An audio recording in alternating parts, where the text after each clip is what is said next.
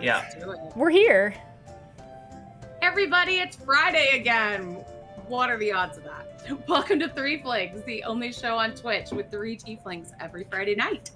Threeflings is a collection of one-shot adventures from the UNCAGED Anthology, so if this is your first episode or your 50th or even beyond, welcome, you are all caught up.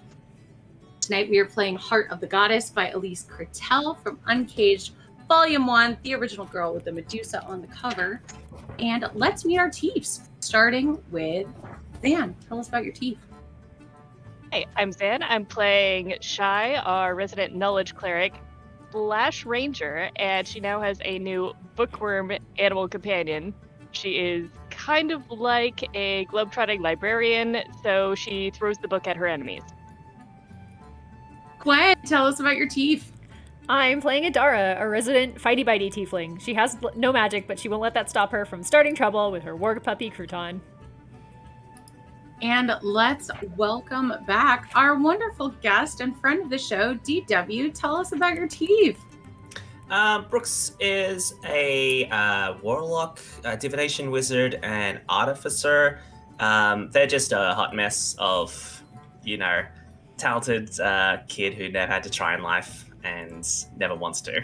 And yeah, they're a Memon tiefling, and they have a familiar, which is an upgraded familiar due to the warlock thing, which is a pseudo kraken named Golfroom. Glad you're back. And tonight's adventure, as ever, will feature some content warnings. So, despite Ophelia not being here, this adventure will feature snakes, as well as mentions of past violence. So if either of those are going to be triggers for you, feel free to duck out. And we look forward to seeing you next week. Otherwise, let's get started with Threeflings. Who wants to give us previously on Threeflings? We played Tale of the Sphinx by Paige Lightman.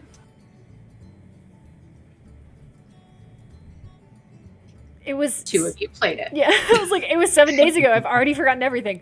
We ran into a Sphinx who was just like, hey, can you help me find my missing daughter? And we were like, fuck that. But eventually agreed to help look for the Sphinx's missing daughter.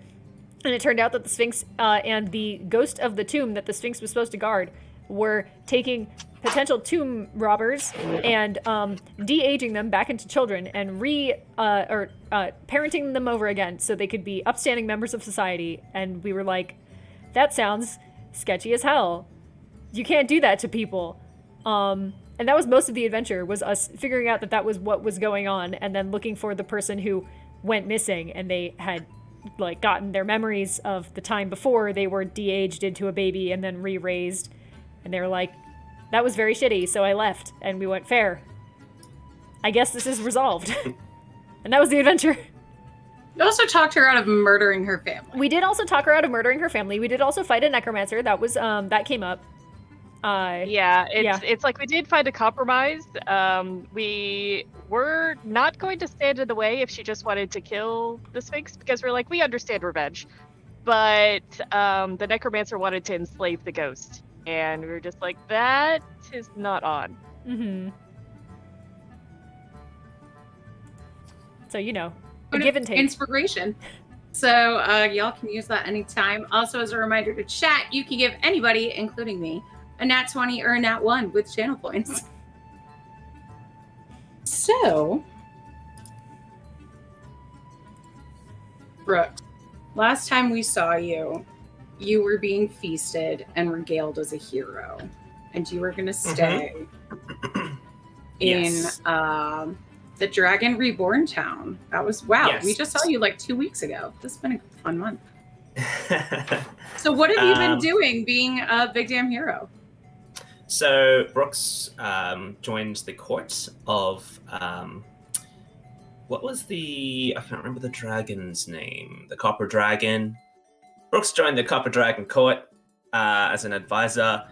The Copper Dragon didn't like their advice, so Brooks has still been a part of the court, but as a court jouster, and has gone to the Copper Dragon has sent Brooks to like a local college to work on being a court jouster. Not a court jester, a court jouster. Well, Brooks thinks it's jouster because the dragon has an accent. So Brooks thinks that they're becoming like a knight, but they got bored of the college and just left after a little while.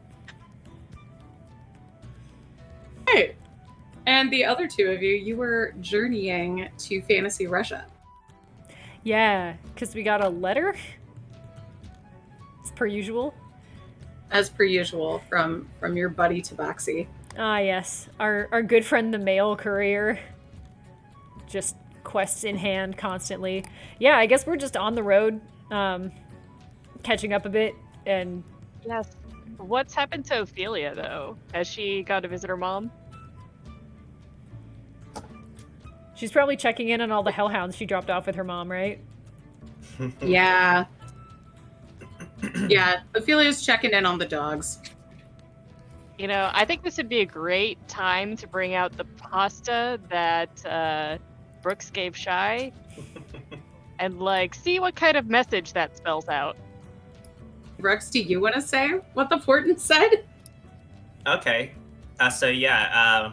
So do you? What do you do with the pasta? Do you like do the same thing that Brooks does, like with the bones? You throw it on the ground. I mean, that's what she saw Brooks do with it. So that's what Shy would do. Okay. You pick. Just kind of like explaining to Adara, it's like, Brooks has actually been really nice to me. They gave me this pasta, said it would divine something for me. Here, let's see if it works. You throw it at the ground. The pasta lands in the dust, and then you hear, "Trust your instincts. You're amazing," and that, like a voice recording.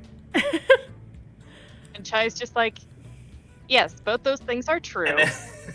And then it just goes on repeat for a little while. It's like an artificer thing.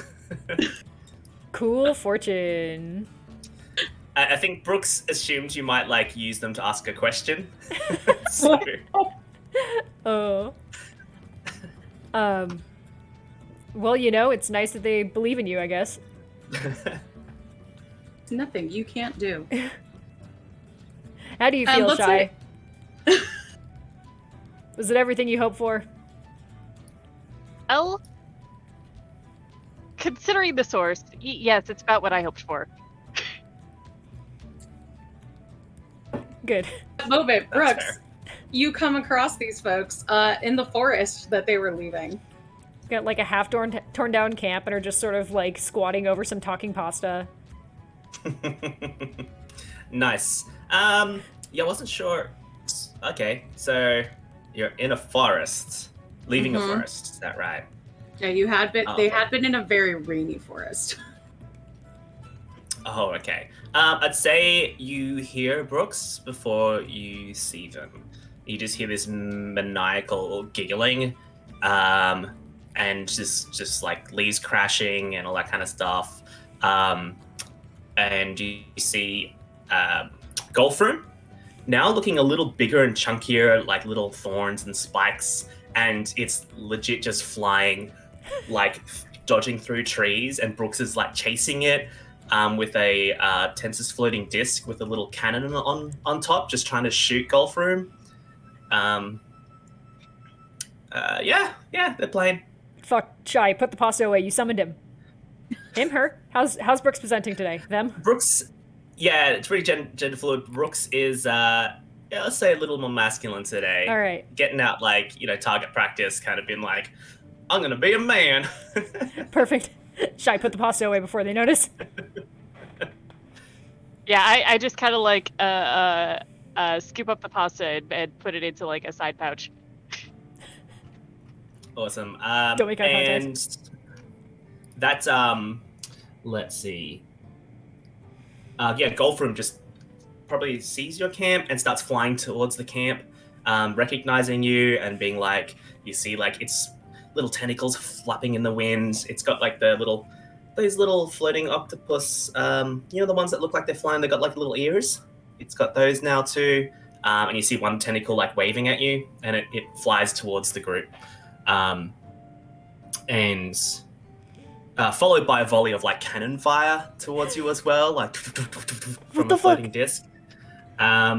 Mysterious actually will pounce on the cannon and try and still like still a knock it little off. far away. Oh. Okay. How about? PvP? Yeah, how about let's see Make y'all what's roll to fight before the let's adventure see even what's- actually starts. We're just like, Let's see Brooks what cannot join. Leave. I'm just gonna see who Golfram flies towards first. Let's see. Yes for who? Me. Yes for. Yes. Yes. Golfram flies at you, followed by a cannon of fire of green, like sizzling light, which Golfram raises, and it just. Do I roll for that? Probably.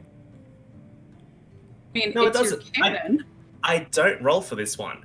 This green light just slams into you, and you heal for 1d8 plus 3 temporary hit points. Oh, temp. Do you want me to roll it? Yeah, why not? I get 8 temporary hit points. Thanks, Golfram. And then you see like the Brooks kind of skid around a corner of a tree and like, oh hey, oh, look who it is. Hey, Golfram, you found some people. How's things? Things are normal. Has Golfram always been able to fly?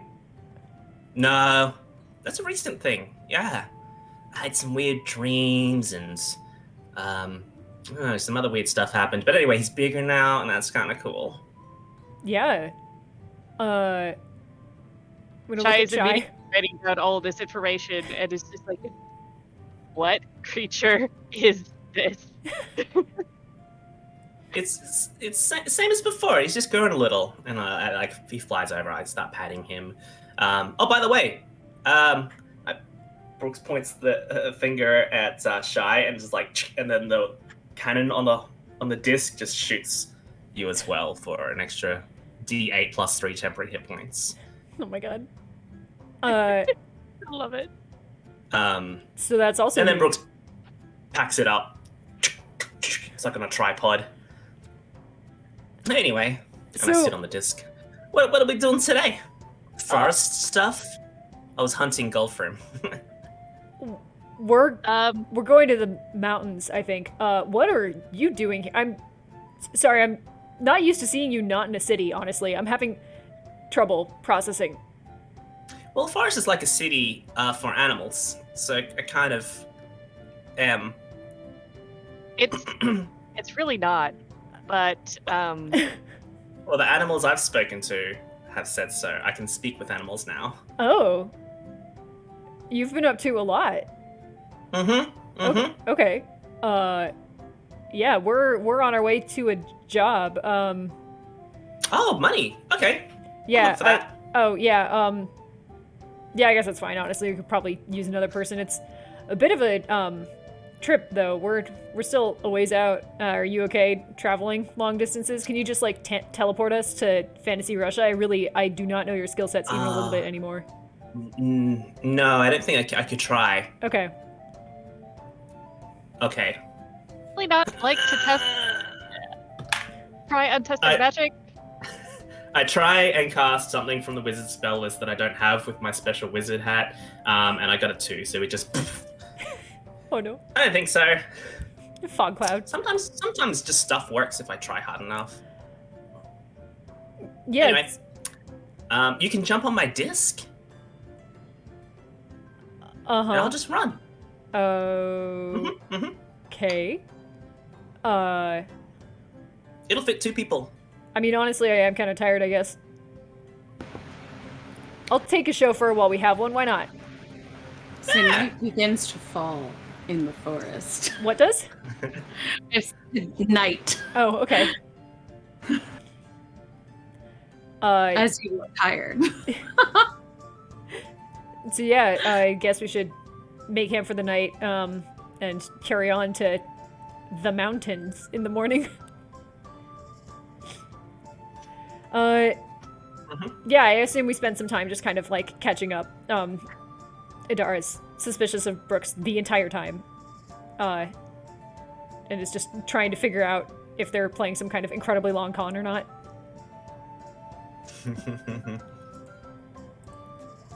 What's your watch order? I'll go first. Okay. I'll go last. I'll go in the middle. Okay. So, Oh, and I cast alert around the camp beforehand. Ooh, Alert? Okay. Nice. Very Yes. good. What's that? It's basically if anything gets within a certain range of the camp, Shai will know about it. A sound will go off. Oh, like cleric alarm? Yeah. Okay. It's more like ranger alarm, but That also works. Shai and Brooks go to sleep, and you're all encamped in a heavily wooded area. There's regular forest creatures around, but it's a crisp, starlit night sky. And considering the rain that you had traveled through, it's peaceful. Nadara, you start to hear some rumbling up ahead What in the kind of darkness. what kind of rumbling? Like a creature or like a natural disaster?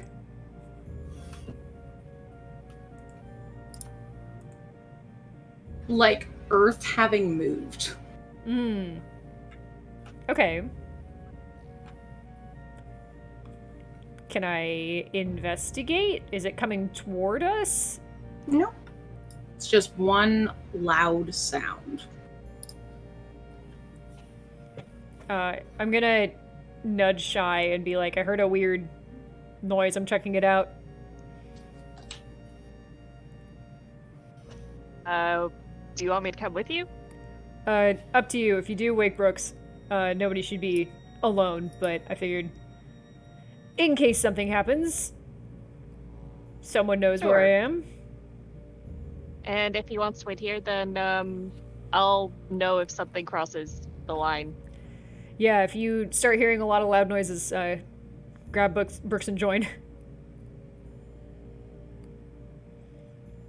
So I will attempt to sneak in that direction.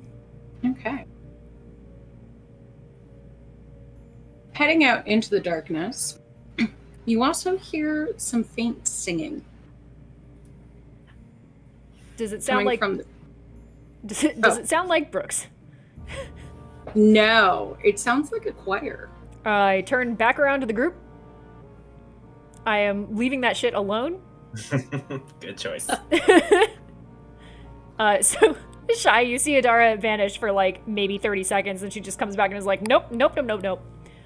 They're singing in the forest, so fuck that. That's all. Singing. That's my update. There was a lot of earth moving, and then there was like multiple voices singing, and I am too smart for that. So I have come back here.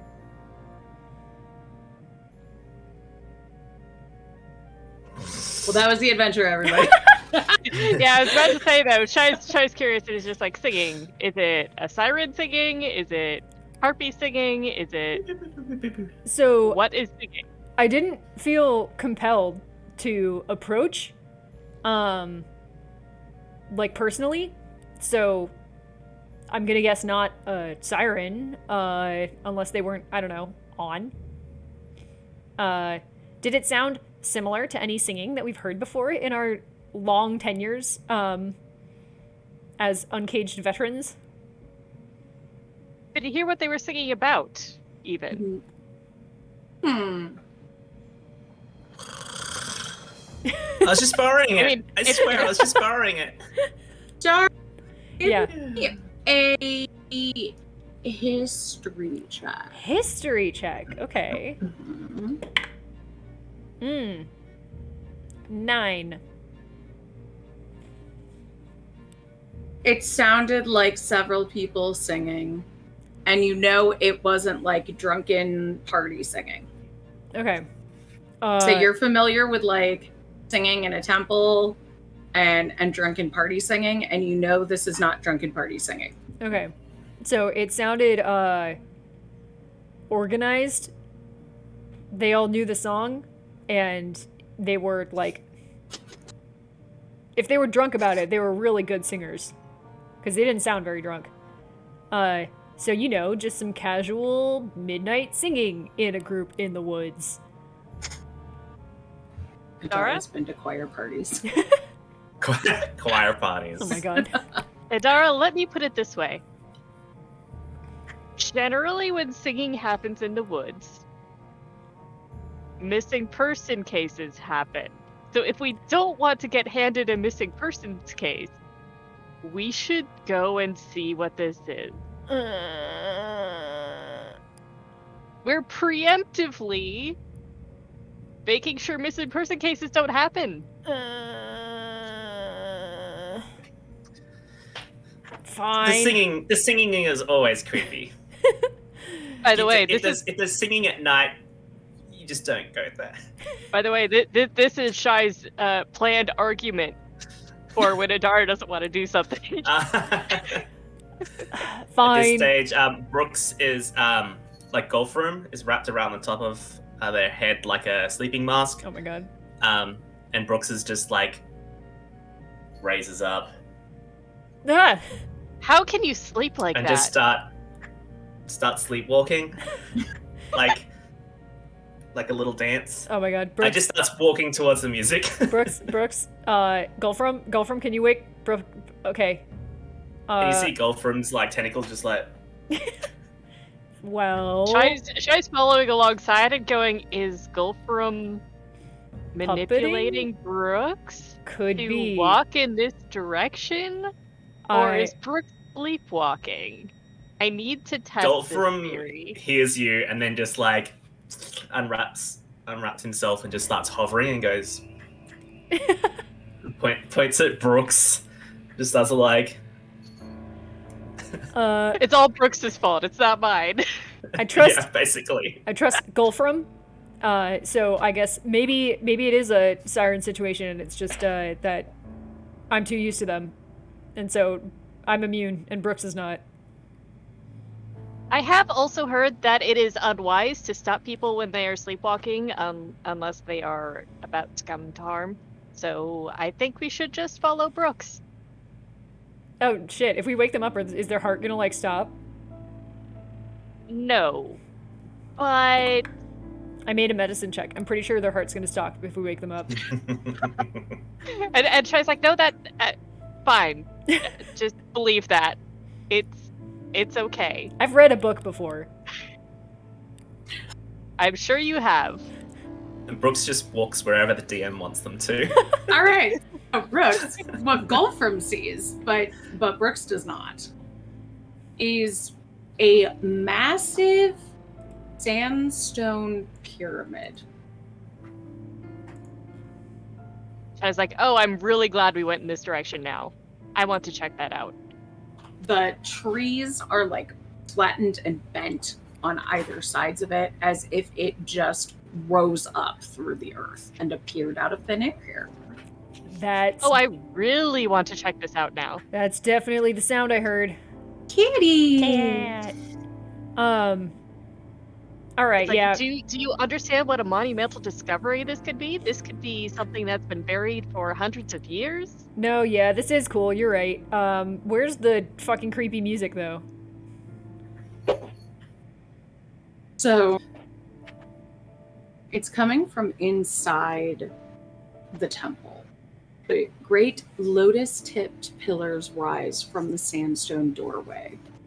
Paintings of a powerful goddess and her heroic feats wrap around the pillars. Large statues of a winged goddess are carved along the front of the temple, and the temple door lies slightly ajar. A warm, twinkling light glows inside in shades of purple and blue, welcoming travelers inside. And the voices raised in song are emanating from deeper within. looking at these and hearing the song, can I make some sort of check on what goddess this temple is to? Yeah, give me a religion check. Okay.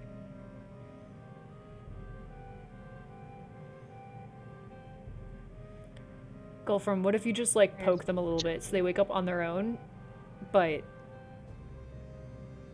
like with assistance? Just like nods its head, That's, flies over it, and just starts pulling at like the hood on their cape, just like tugging it. Shy, how'd you do? That's a 12 for religion. Okay. So you recognize that this is the goddess Ma'at, goddess of stars, harmony, truth, and justice.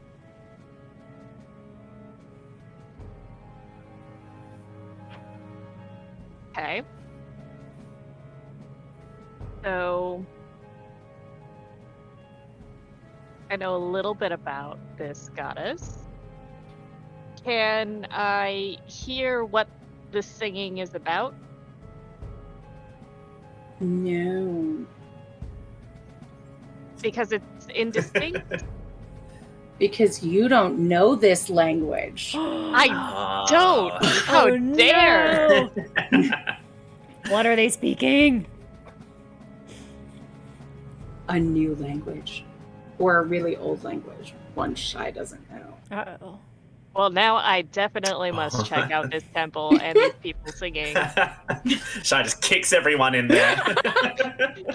Yeah, it's just like, we're doing this. Oh, It's doing this. okay. I don't care what you think. That's fine. I'll just kind of try to... I'm gonna walk a little bit in front of Brooks and like hold out an arm to like try and slow them down so that they're not in the front of the group. Yeah, Brooks just like looks into your arm and just feels for it and just be like, No! like eating a Subway sandwich. I think out of reflex, I probably elbow Brooks in the face. Yeah. Oh, what? Oh, did I sleep through my watch again? No. You slept through my watch, where we found this. Also, don't fucking bite me. Oh, yeah, you elbow. Right. I was like, wait. I was going to see if you did damage to Brooks. I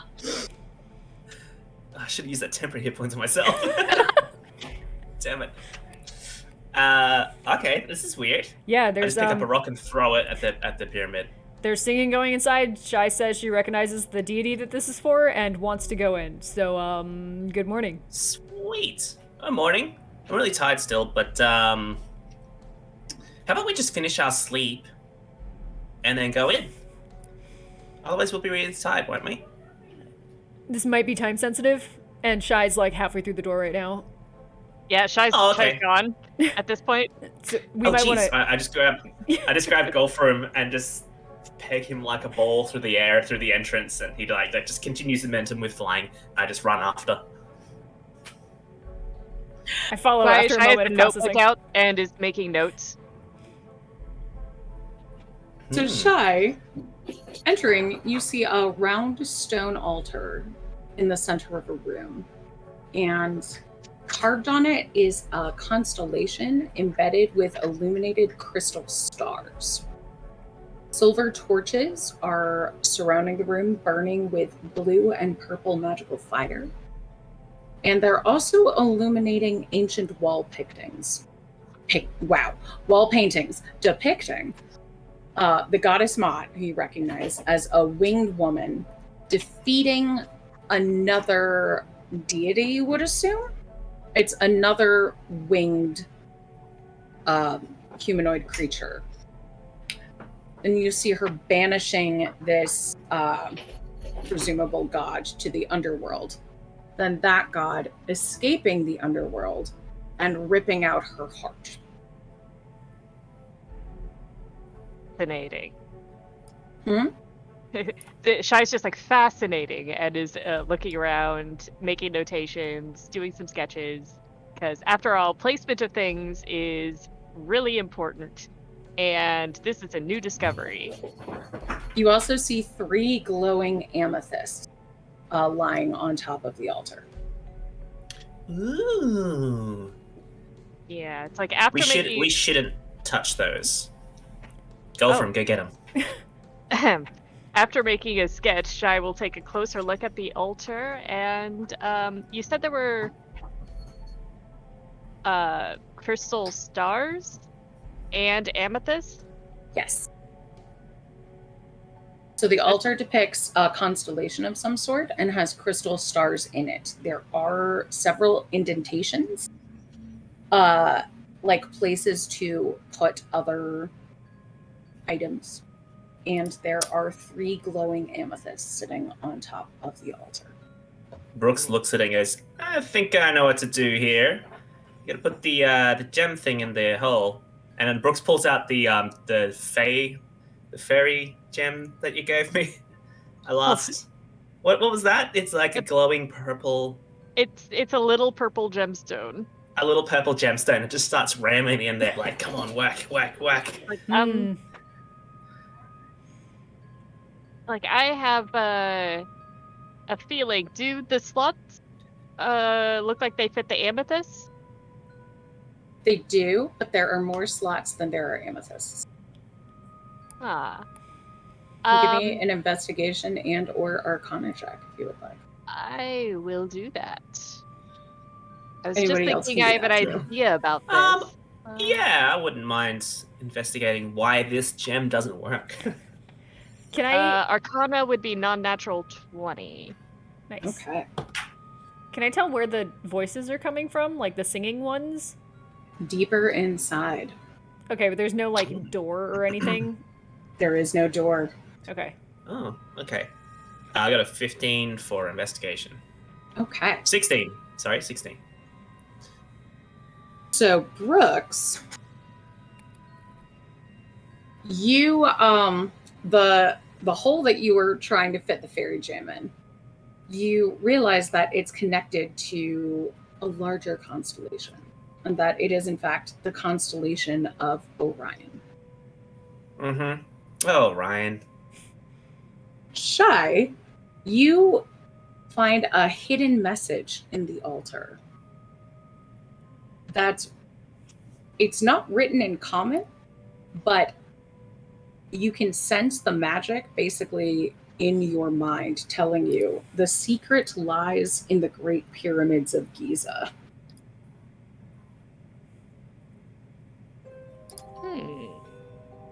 Secret lies in the Great Pyramids of Giza. Interesting. Hey, Brooks, what did you find? There's like a star thing here. It's a star constellation. You know, it's the one with the funny man. Oh, Shai will take And he's a step. he's got the line across, like, where he's cut in half.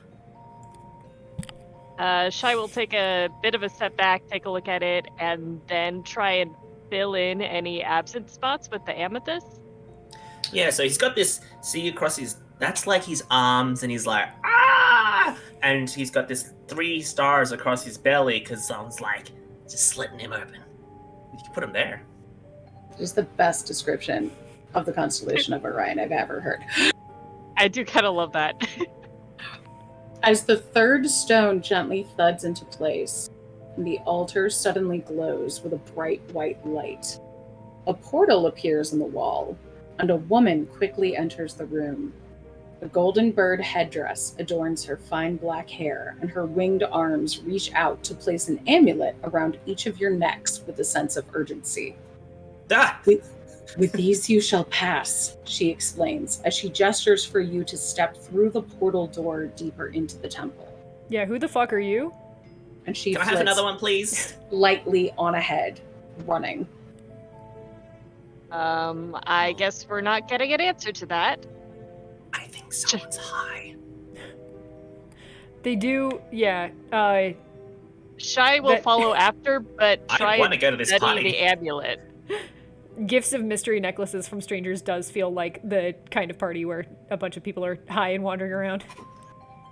Trust me, I came from a town that serves up magic mushrooms in their pasta, so I know the kind of vacant look of someone who's having just a pretty good time to kind of block out all the, the man. Before we follow this stranger, what do these do, Shy? I Shai's ask, holding up the studying amulet. the amulet as we kind of follow, if she can. Yeah, you could give me an Arcana check on this. I'd love to, because that was weird.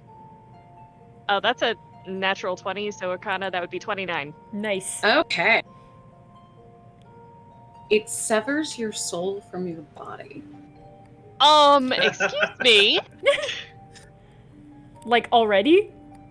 Yes. Wait.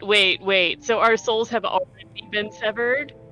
If we look back, do we see our bodies just standing there or something? You see your bodies lying on the ground.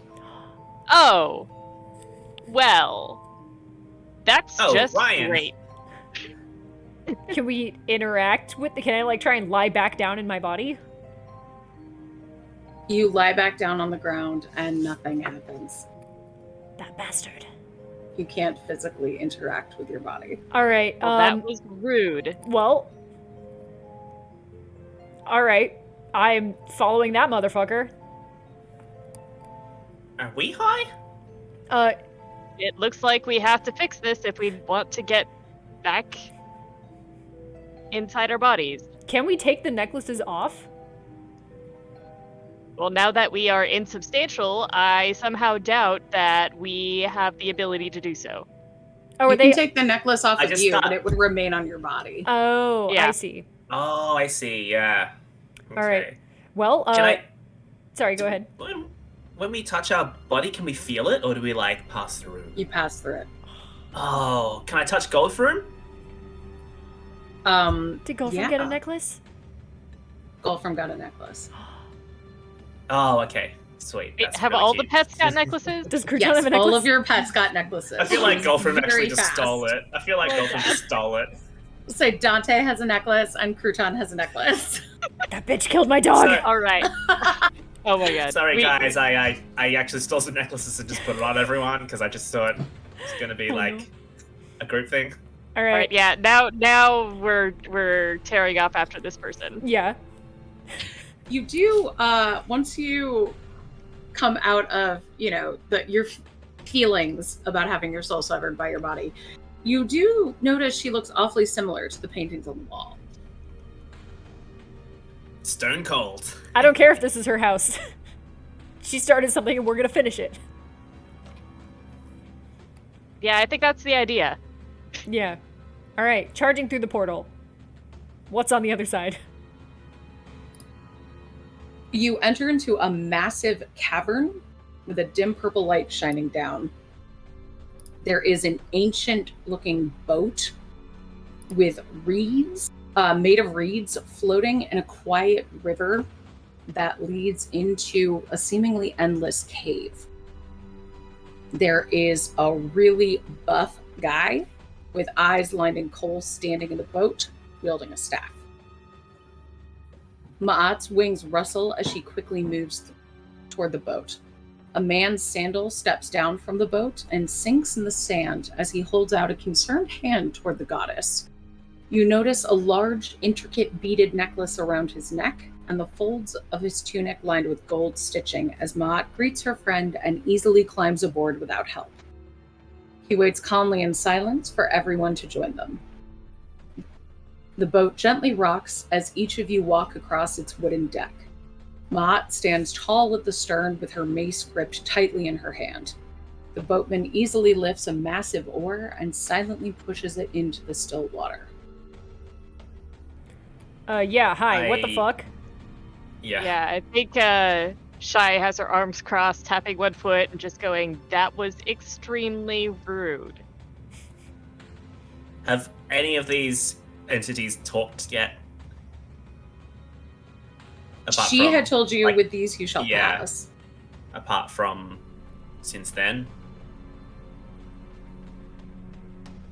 No. Brooke says, "What's your names?" I am the goddess Ma'at. Oh, nice. Who's that guy? The boat keeper.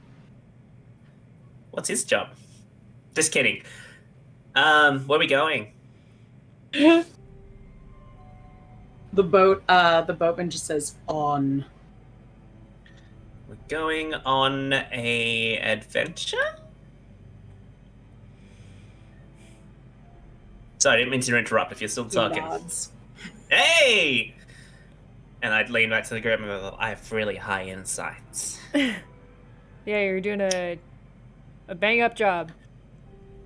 So why are we here? Why have you Oh, yeah.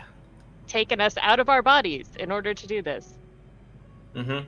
It's pretty rude. You will see. Oh, suspension is killing me. Is she corporeal? Yes. It's like Shy at this point is kind of like resisting to the urge to go, I realize you are a goddess, but you are not my goddess. What the fuck?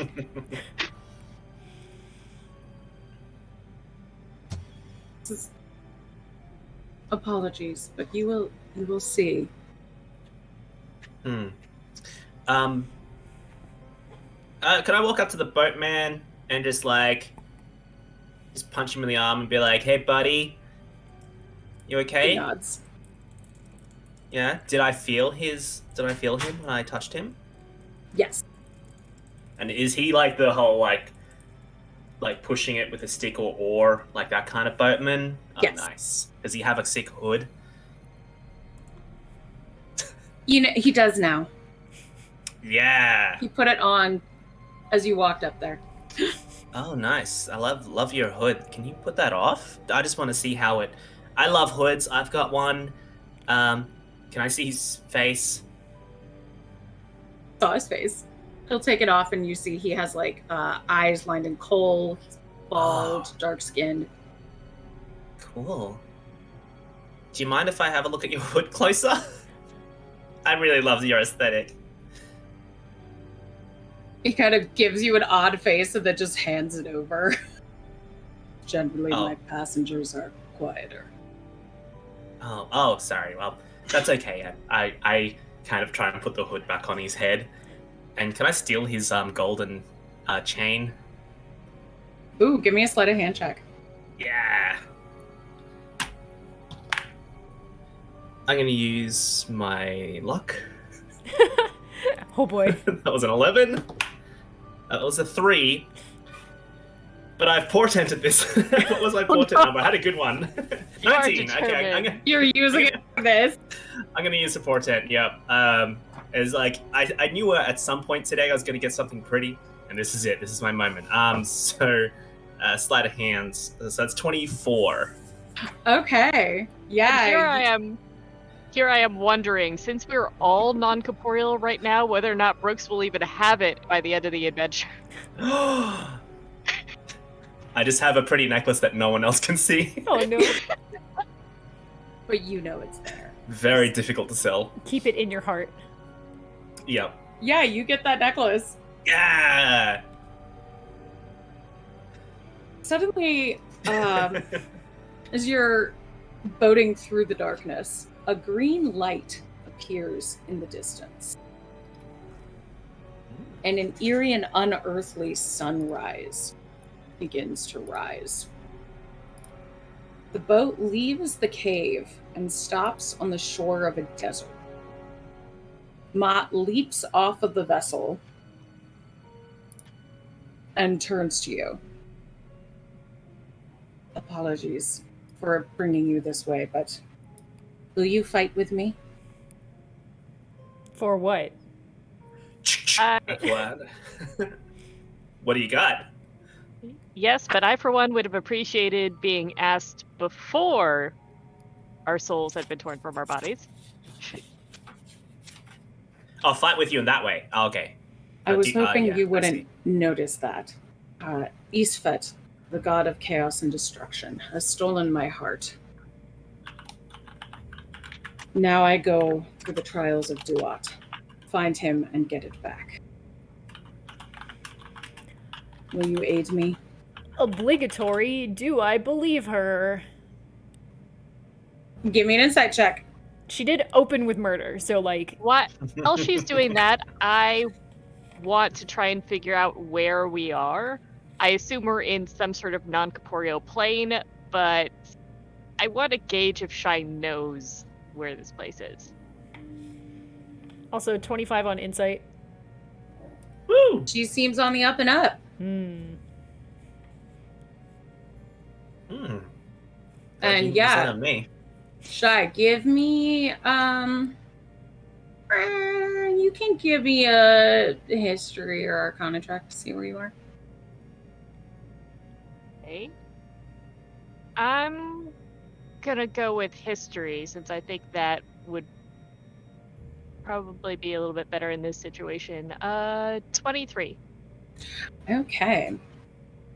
You are in an incorporeal plane. It is one that is reflective of fantasy ancient Egypt. Okay. So I vaguely know where we are. Enough to know that we're pretty screwed on getting back home unless we actually do this thing. We got a little turned around between Fantasy France and Fantasy Russia.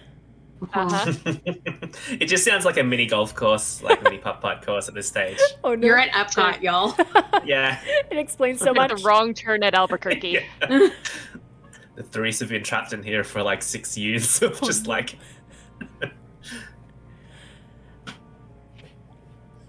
So, will you fight with me? I know it's not your fight. I guess we'll have to, but what's in it for us, you know what I mean? Doing a good deed, being a valiant hero, pleasing a goddess, that used to be enough. Used to be, but times have changed. You know, these days, gods, get people to do stuff for them by rewarding them with special gifts. I mean, look Like, at things. I, for one, would have done it as a good deed if I didn't feel somewhat forced into this by being torn from my body. I feel like I'm kind of being blackmailed into it, and I find I have resentful feelings about that. Not to mention, we do this professionally, so it's, fair and just that we be compensated appropriately for our labor and time. And I personally worship a god, and I ain't doing squat unless I'm getting cool powers. I just shoot some magic stuff in the air from my patron. Well, any gold that you find in the temple, I can make manifest when you return. All right. Okay. Yeah, that sounds good for now. Yeah, money's money, and I'm saving up for a tavern, so, Are you? yeah, I thought it could be, like, a cool thing to do when I get bored of this shit. Yeah, that's really cool. Yeah. Huh. I'll visit it sometime. Fun. I like eating and I drinking. will wait so. for you As at long the as you gate pay of for it. autumn. Oh, for sure. And Oh, sorry. I forgot you're here. she what did you sprints say, on Gladys? ahead. She's athletic. She mentioned a gate. Is that something that we can see from here? What was that you did? All you see is this bright green light and the odd sunrise. And she headed toward the bright green light? Mhm. All right. Mm-hmm. I love green. It's my favorite color. Well, let's head in that direction then. Maybe a gate will Yeah. manifest. The ground starts to tremble, and the sound becomes louder and louder. A giant horse-drawn chariot burst forth from the horizon, with a massive falcon-headed god racing across the sky, pulling a Sick. fiery green sun behind him. The sun seems so close you feel like you could reach out and touch it. I try and reach out and touch it. Do I get the sun? You Sleight of actually hand. Can I cannot steal reach the out and sun? touch it. You cannot steal the Can I sun. steal the sun? Ah. No. Go for him. Go get the sun. It is a very close sun, and it's bright green and hot. And Yeah. everything around you is lit in an eerie green light. Oh, cool. Go for him. Go green.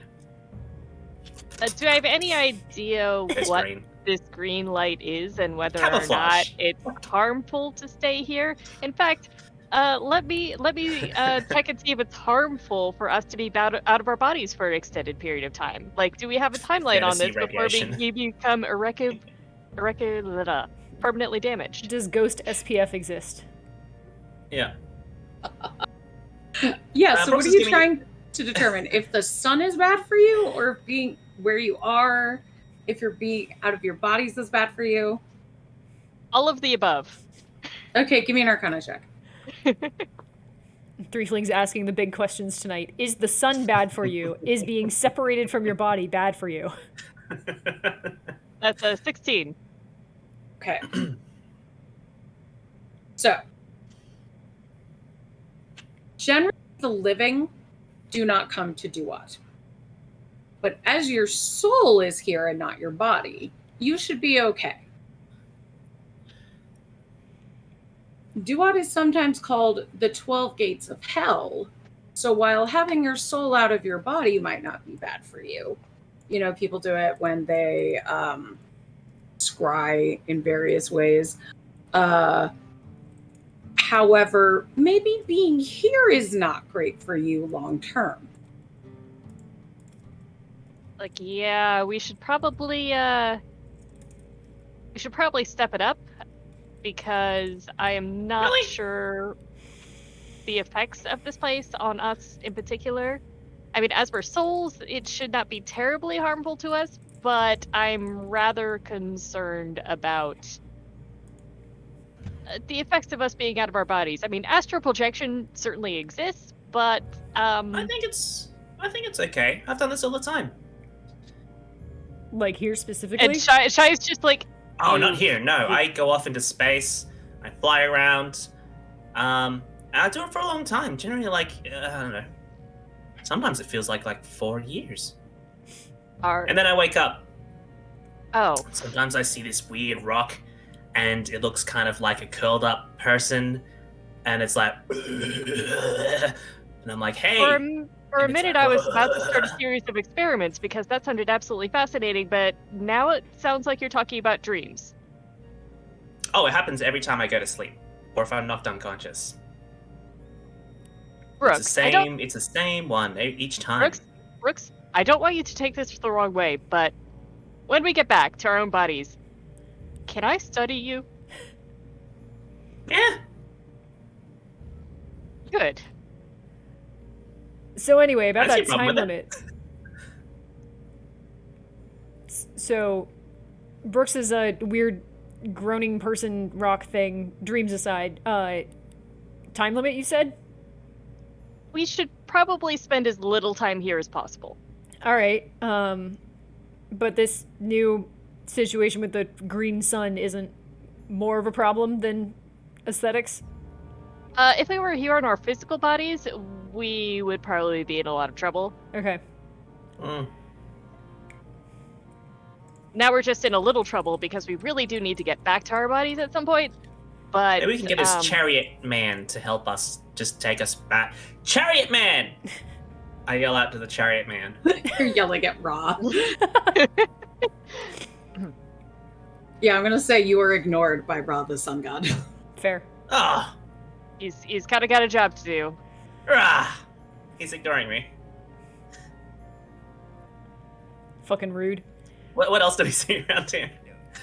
I'm gonna pick up some sands and put it in my pocket. Use that Yeah, later. there's sand, and up on ahead, it's I will say it looks green in this light. Oh, I'm gonna get more sand. Nice. And up on ahead. Oh, what were you gonna say, Dara? Oh, for the record, this entire conversation is happening while we move. Yes. Yeah, walk and talk. So you arrive at a large sandstone gate covered in hieroglyphs. Alright, Shy. Yes. This is one of the gates. Can you tell what it says?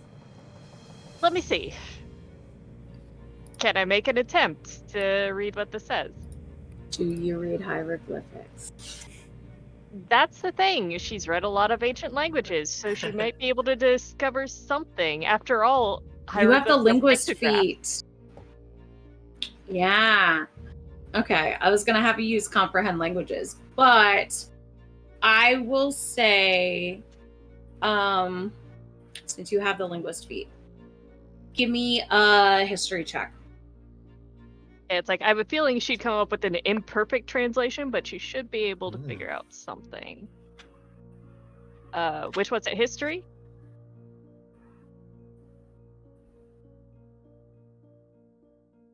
Sorry, I already forgot which check I was doing. Jess nodded when you said history. History. Oh, sorry. Sorry. I had my PDF open. That would be a non-natural 20. Okay, yeah. So you can work this out.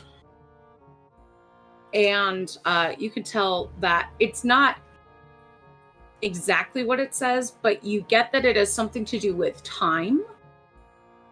And this being related to like hour one or first time or something. Okay. First time for everything. So first time, first gate, first hour, something. This is the first gate. I think we just go through and then we go to the next one. It doesn't seem to be anything harmful, at least. How many are there? The bird lady said she was going to meet us at a gate. 12. 12 gates. Oh, is she here? Fuck. Yeah, she Oh. emerges from the Oh, other jeez. side of the gate. All right. Oh, hey. We Do we just continue go through? Oh, okay. Oh, let's continue. and heads off further on. We follow her. Yeah. Oh, this sand is exhausting. It's hard to run in. Yeah. You head up a sandy hill and approach More two sand. wooden stakes stuck in the ground. On the head of one is a beholder, and on the head of the other is a jackal. The two heads bicker with each other like old friends. Another gate lies in the distance with a giant fire-breathing snake wrapped around its columns. This world is tight, y'all. This is pretty cool. Do they look like they're staked, like severed heads? Yes, they do look like they're staked like severed heads, Oh, except they're talking. sick. Yeah. Brooks is like, That's this is amazing. interesting. Hey, let's see what this. Let's just join the conversation. Yeah, what are they Brooks kind saying? of like sidles up. As soon as you approach, the beholder looks at you and goes, "Tell me a joke!" Oh, that's a lot of pressure. Tell me a joke!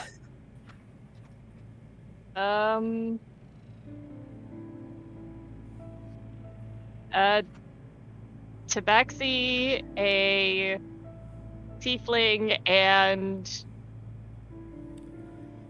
a Goliath walk into a bar.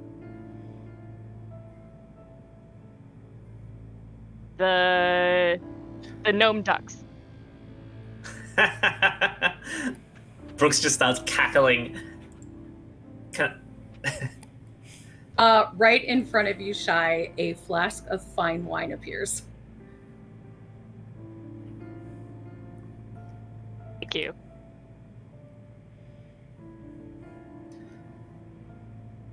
Are they waiting And for? Oh, sorry. Sorry, it's fine wine. It just says it on the And label. Simat had detect just poison walked in- straight through the gate and ignored them. Oh. Can Okay. I detect poison and disease on the wine? Yeah. I'm good. Go ahead and do that. It's really nice wine. Okay. The I'll just normal, walk through the gate and sip the wine. The wine is the normal amount of poison. Yep. Yeah. Just a little bit of poison. Enough poison to Make it fun. put you in a good mood. Yeah. To make it fun. Yeah. Okay. So I guess we're So we just. follow her to the next Yeah. place. Do they go back to arguing or? Jokes. Oh. Oh. Oh, jeez. He goes, yeah, take a listen into this guy's jokes. Yeah, that guy's face is a joke. Brooks starts cackling.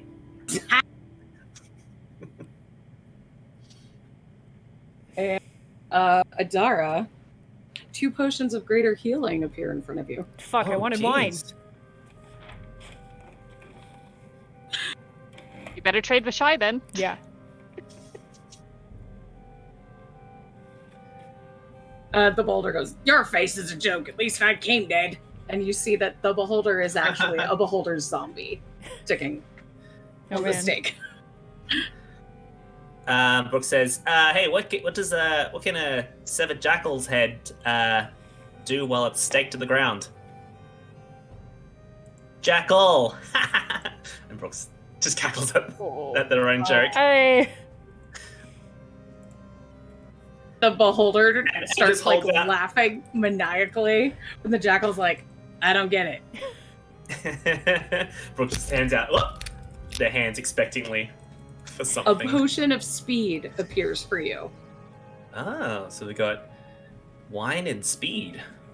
The beholder This goes, is a "No. party. This is a party realm. Get out of here, kids! You bore me." All right. Well, keep it real. Later, Gator.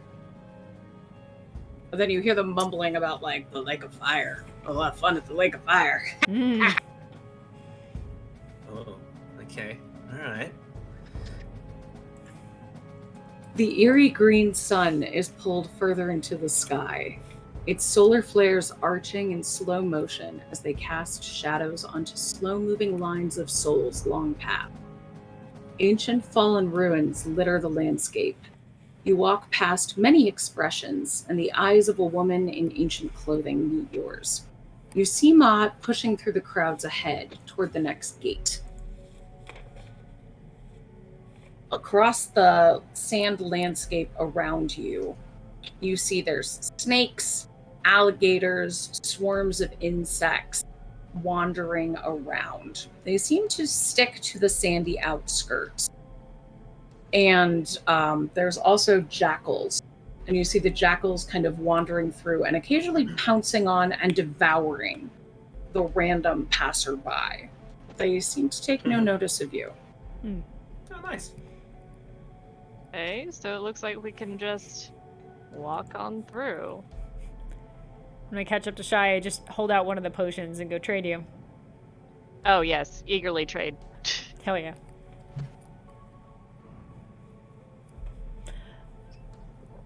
Oh, we Rose- just continue oh, on go if ahead. they ignore us? Yeah. Oh, I was going to say, Yeah. do we just continue on if they're ignoring us? Yeah, I'm. You see Mott pushing her way through the crowd, but the critters ignore you. And lines of souls just seem to be waiting in line. Some meandering around. And fiery braziers seem to be guiding the souls towards a temple. Okay. As you walk, a woman in priestess robes approaches you. She is carrying a beautiful silver sword and wearing a headdress with horns and a solar disc. And she approaches you with a gladiator-looking fellow. Okay. Welcome to Duat. My name is Nifora, High Priestess of the Goddess Hathor. And and the gladiator just goes, "Pleased to meet you, Agrippa. Roman general, dead." And extends a hand. Pleased to meet you both. We are temporarily displaced. What kind of weapon does he have? He has... This is so silly. Universe is buffering. Yeah, he has a spear and a shield. I say, looks like he got a good gripper on that spear. And I just hold out my hands expectantly. Brooks, those last Nothing ones, happens. I don't think they're He gives you a high five in your hand. Ah! I high five him. All right. So how do we get out of this place? Yeah, we're You two? looking- You two seem pretty cool. So, by the way, I'm Shy. That's Adara. That's Brooks. Oh, hi. Yeah, we're looking for a gate. Yeah. Ah, yes, you are here for Mott's trials. Is that a common thing? No, actually, I'm surprised that mortals are here for it. This is Duat. The 12 gates of hell, possibly. It's the path from the living to the afterlife, the Sea of Reeds. There's a gate for each hour of the living world, tracked by the sun.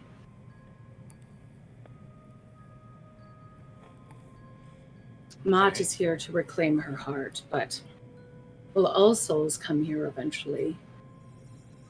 Isis and Osiris.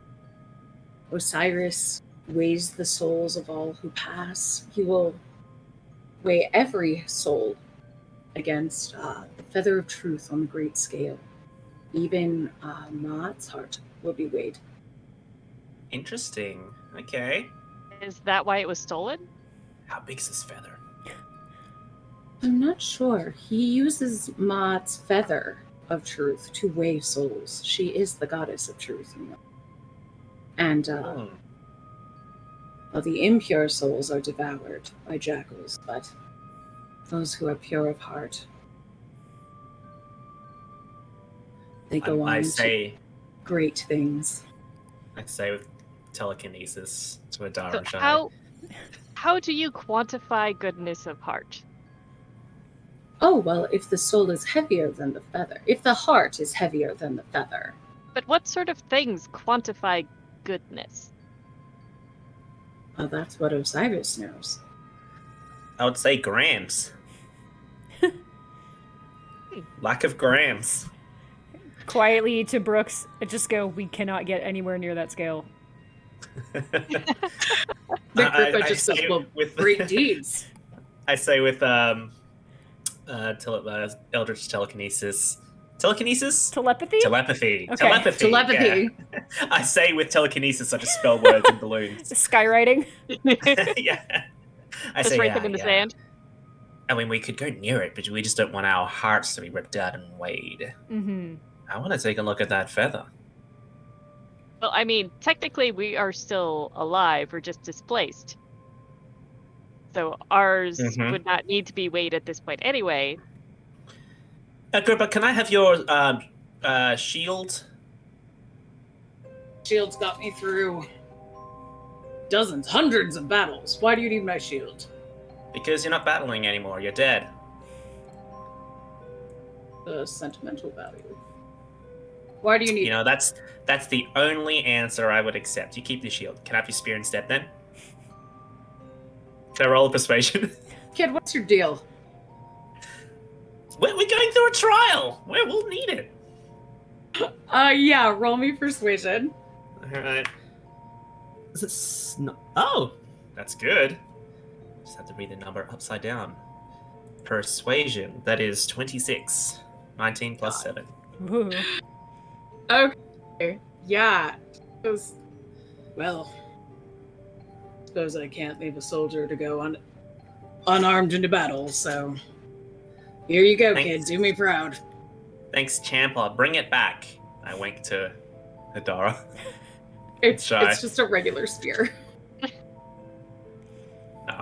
And they're Shy just kind of going, why? Dara's like nodding along. Telepathy. It's probably magic. I say telepathy. Can we just walk to the gate? Yeah. Like, okay, see ya? Is that... I mean, is there anything else we need to know before we continue on? Yeah, you wanna... So far the trials have seemed pretty straightforward. Is there anything we should know about? Mostly walking? And are these trials, or are we just walking? Yeah, the Because- trials next. Well, you must be good of heart, for if you were evil or had evil in your heart, she gestures to the jackals, says they would have already gone for you. That's cool. Something. Nice. Must be because of my animal affinity. It's a pleasant surprise. They prey on the heavy-hearted, the weak, and the cruel. We're lighthearted, fleek, and cool. Fleek. Boo. But be careful. Brooks holds out their hands expectantly. Like I love the fact that it's just like Come on. it's just, it isn't the fact that we're good, it's the fact that we're not evil. Adara gently reaches thank out God. and puts some sand in Brooks's hands. Yeah. That's what that one earned. This is green sand, so it's pretty cool. I'll take it.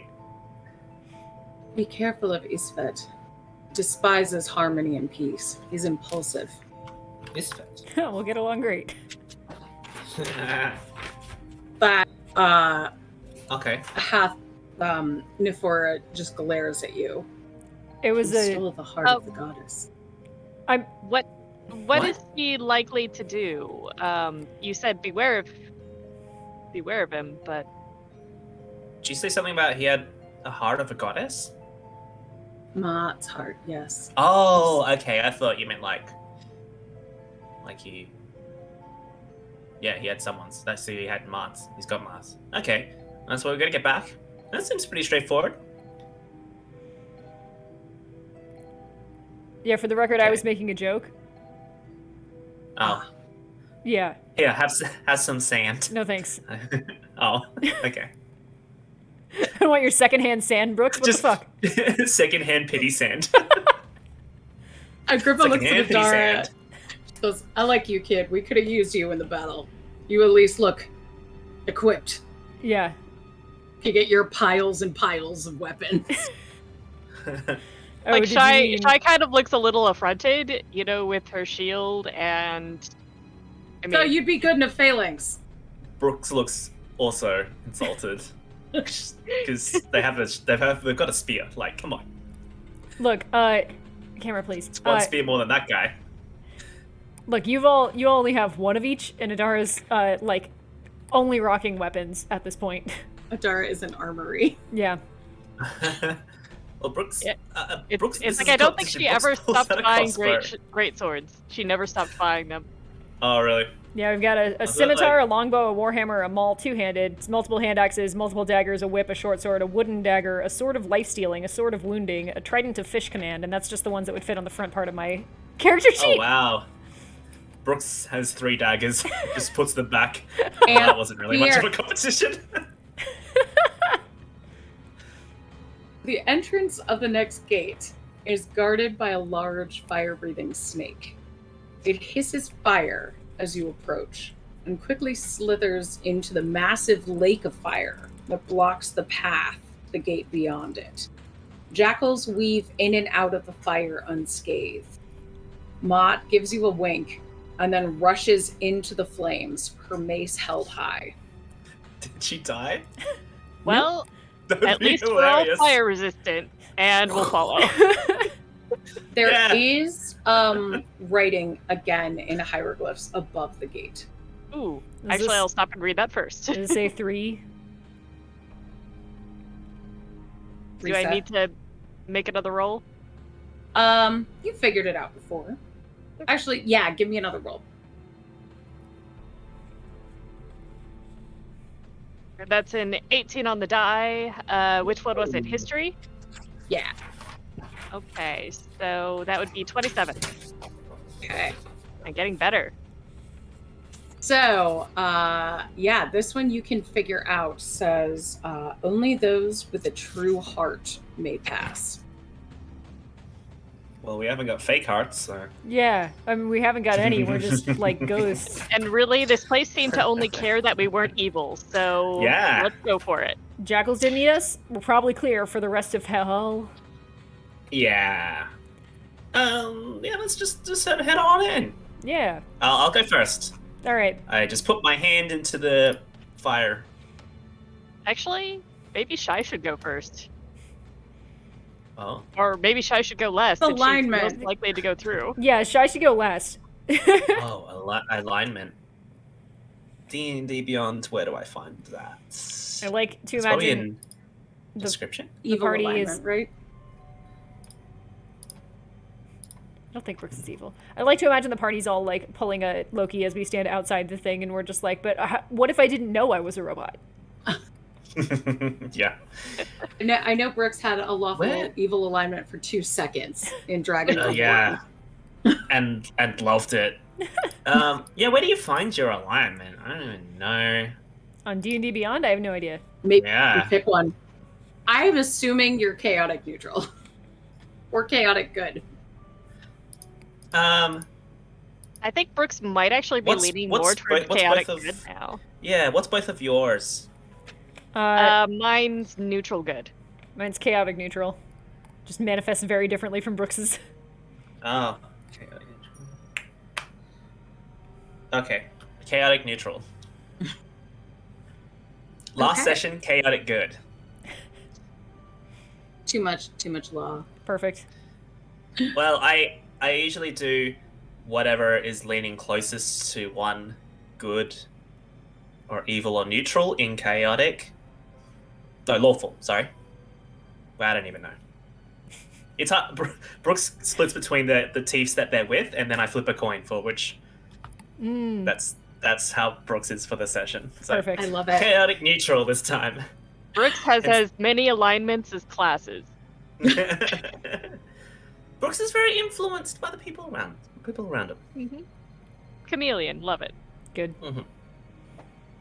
So, who is going first into the fire? Brooks. Okay. Brooks, stick my hand in there. It does Chaotic not burn. neutral. Yeah, I just dive in.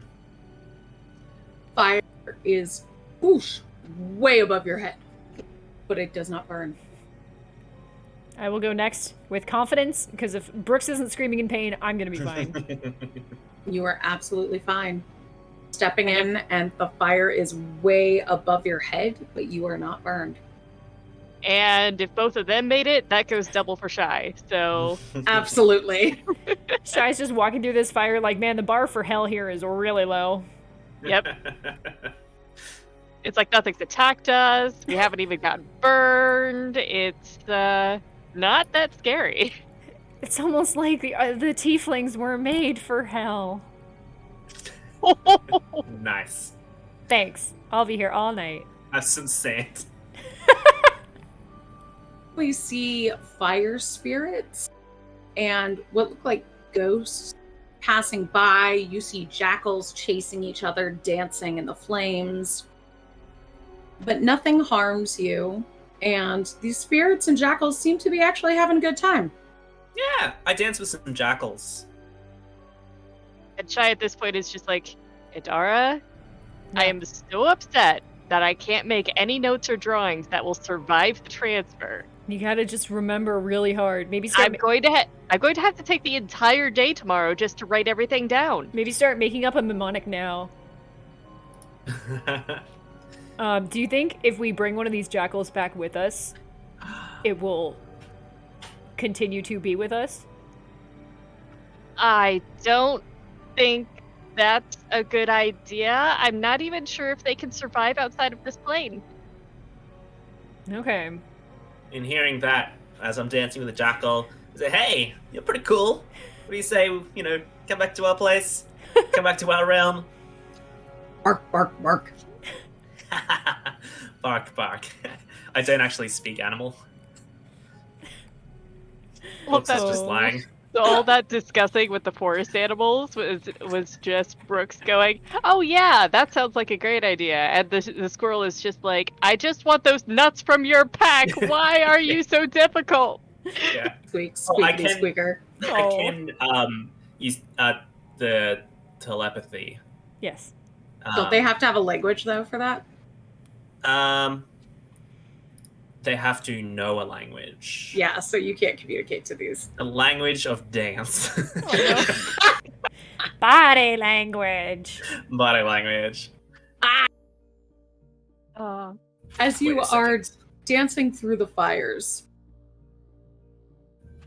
the wind picks up and you see the massive face of a bearded, ancient white dragon appear in front of you.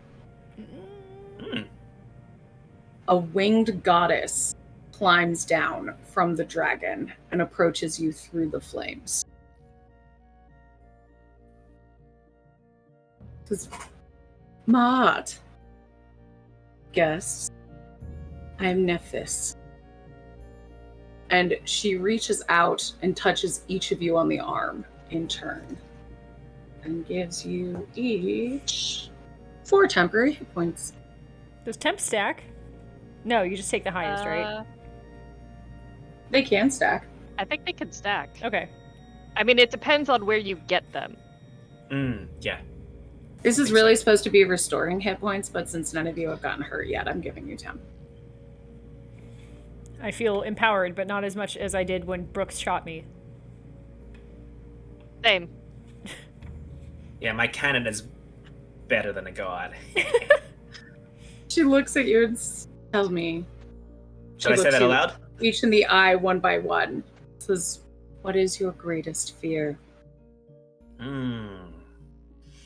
Why do you want to know?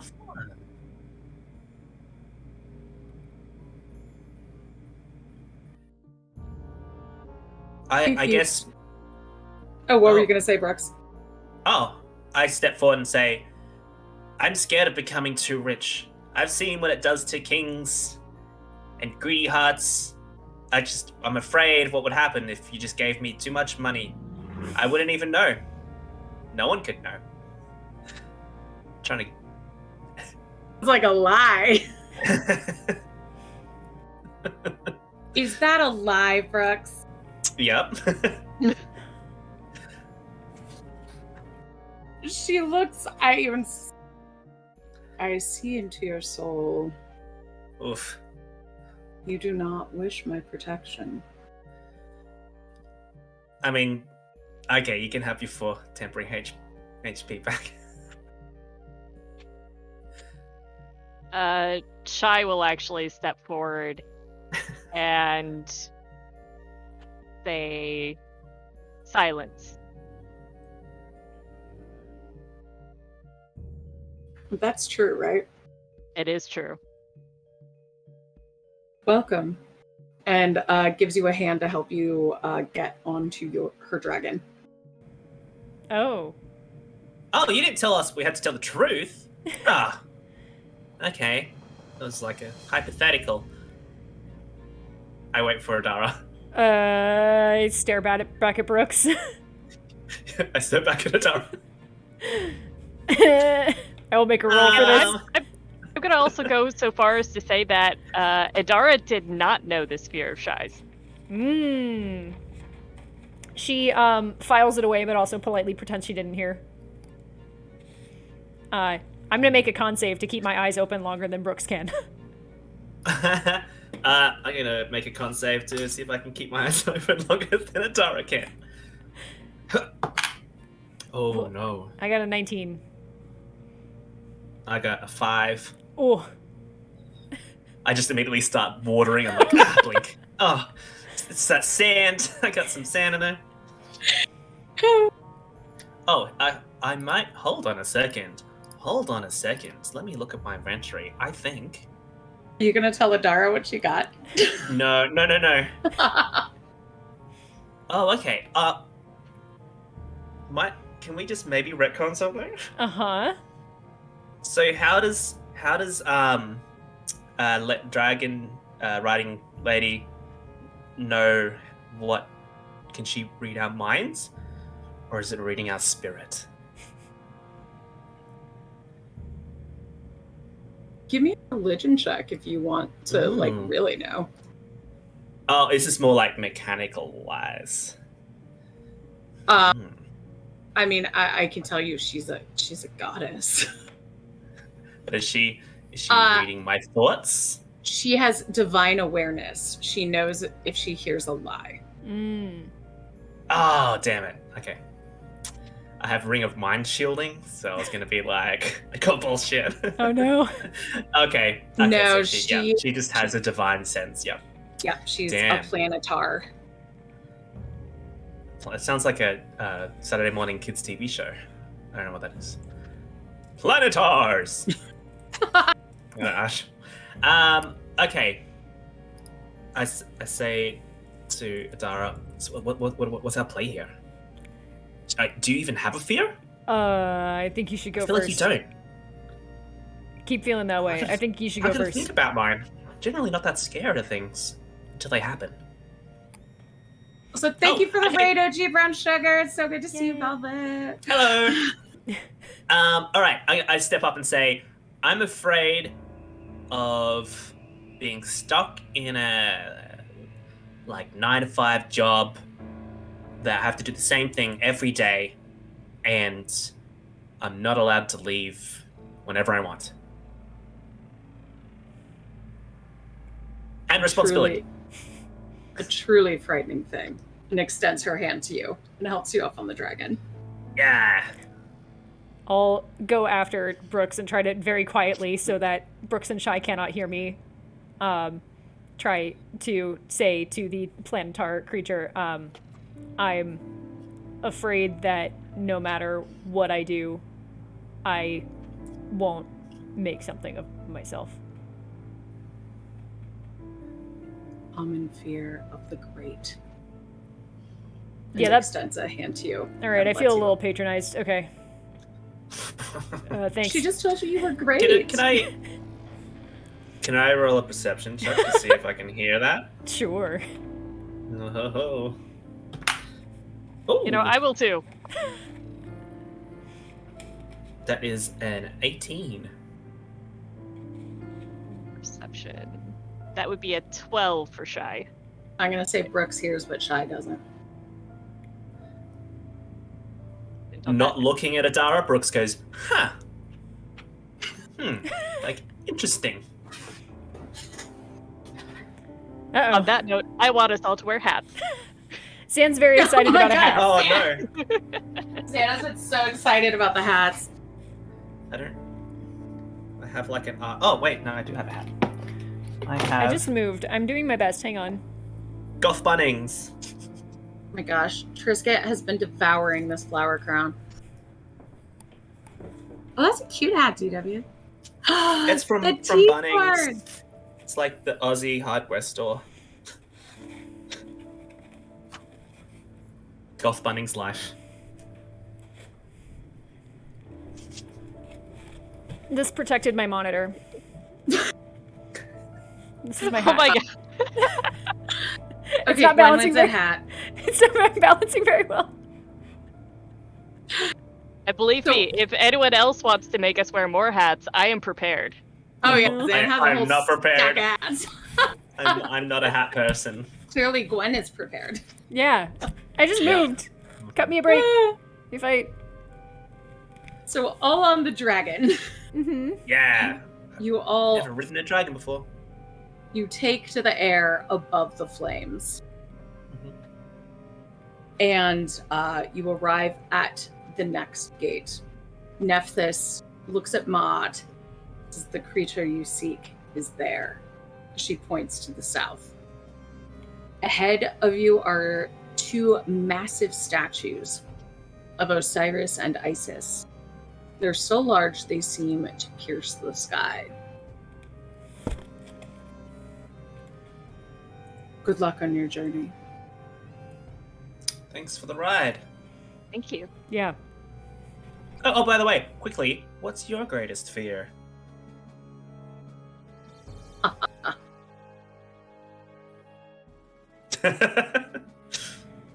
Being Because laughed it at. would be rude to not share. It would be. That's fair enough. Just like worms. I don't know. She's scared of worms. She looks at her dragon and smiles. And says,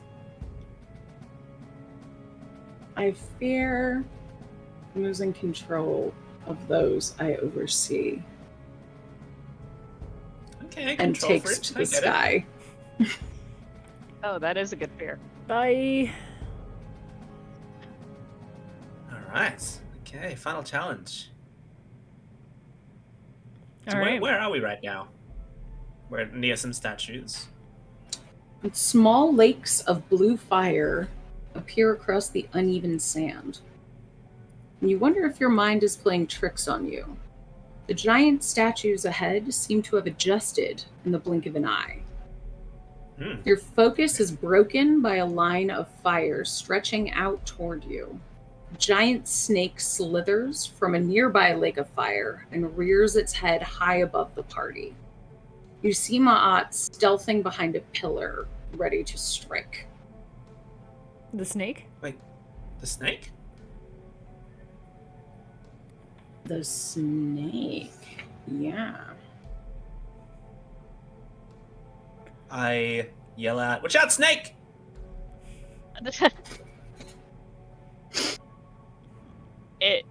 I mean, nobody mentioned that our target was a snake before, but it looks like our target is the snake. Our target might be a snake, so I will draw my scimitar and just say, let's go. I take the spear and just throw it into the blue fire. I thought you were telling the snake to watch out. Yeah, I was. Oh, okay. I don't know what that strange woman is up to, you know? She's saying she needs our help, and then she's gonna stab the snake? I'm like, I feel like if she needed our help, she would tell us to stab the snake. I feel like I'm on the snake side at this point. So I yell out, "Watch out, snake!" Initiative. What? Okay. Initiative? Yep, let's go for it. Damn it. I hate rolling 20 on 20 initiative. on initiative. Yeah, rolling that 20 on initiative. That could be damage points. It could be. Disappointing. So I got 21. Oh, dang. I got 12. Here's the question. Do we count as having a long rest in spirit form?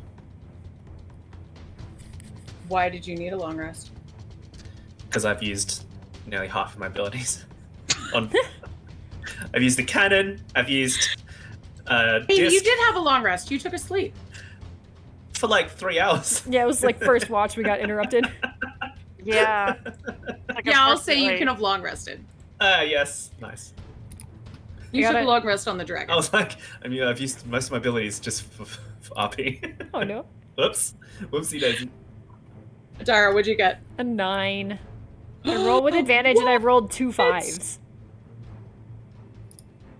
Oh my goodness, that's like the lowest you've ever gotten. It's true. Okay. So, you see Maud hiding, about to strike this snake. But hearing Brooks go, "Watch out, snake!" the snake's attention is drawn to you. And In a friendly way. in a friendly way. Brooke Exactly. loves snakes. And it is going to cast, let's see, Oh boy. sees the three of you, and it looks at Adara, actually, Uh-huh. and goes, "Assist me." And Adara, give me a wisdom save, please. The fucking snake gets spells and I don't? You chose not to get spells. No, the universe chose for Adara that she would not get spells. That's different. True. Wisdom save you save. A wisdom save. Wisdom save you say. That's a natural 20 for 24. Oh my gosh! Nice. Very nice. Heck yeah. Literally So- no one is the boss of me. And at that, the snake just snarls. And then it is Brooks' turn. Oh, jeez. So what did the snake say? Assist me? Assist me. In Abyssal. In Abyssal. Alright, So Adara Lions- understood it. Oh, okay. So I'll just walk up to the snake and be like, "Hey, I think they're weird mart ladies. Gonna try and do something to you. It doesn't look aggressive right now. It just looks like a big snake, right? And it's just said to Adara. And Adara probably Seen one of these before, Brooks. I have? I don't know if you've seen one of these. Oh. This I'm gonna say no. Okay, yeah, this is a spirit naga. No, I have not seen one of those. Yeah, it's a really big snake. Yeah. Okay. Maybe can I just make an maybe insight check on the snake to see if it's something I should fight? Because so far Mutt looks like she's creeping up on it, and I don't trust Mutt, so I trust this snake more than her so far. Okay. Brooks, Yeah, we're here to help an Mutt. insight check on that. Snakes have been so friendly to Brooks. That is a 14. 0 to insight. Yeah, you could tell that this because you speak animal. You know snakes. So you know that this is a snake getting ready to attack. Oh shit. Oh, okay. Doesn't look good. I'm going to cast probably a sneaky little spell. Yeah, let's do.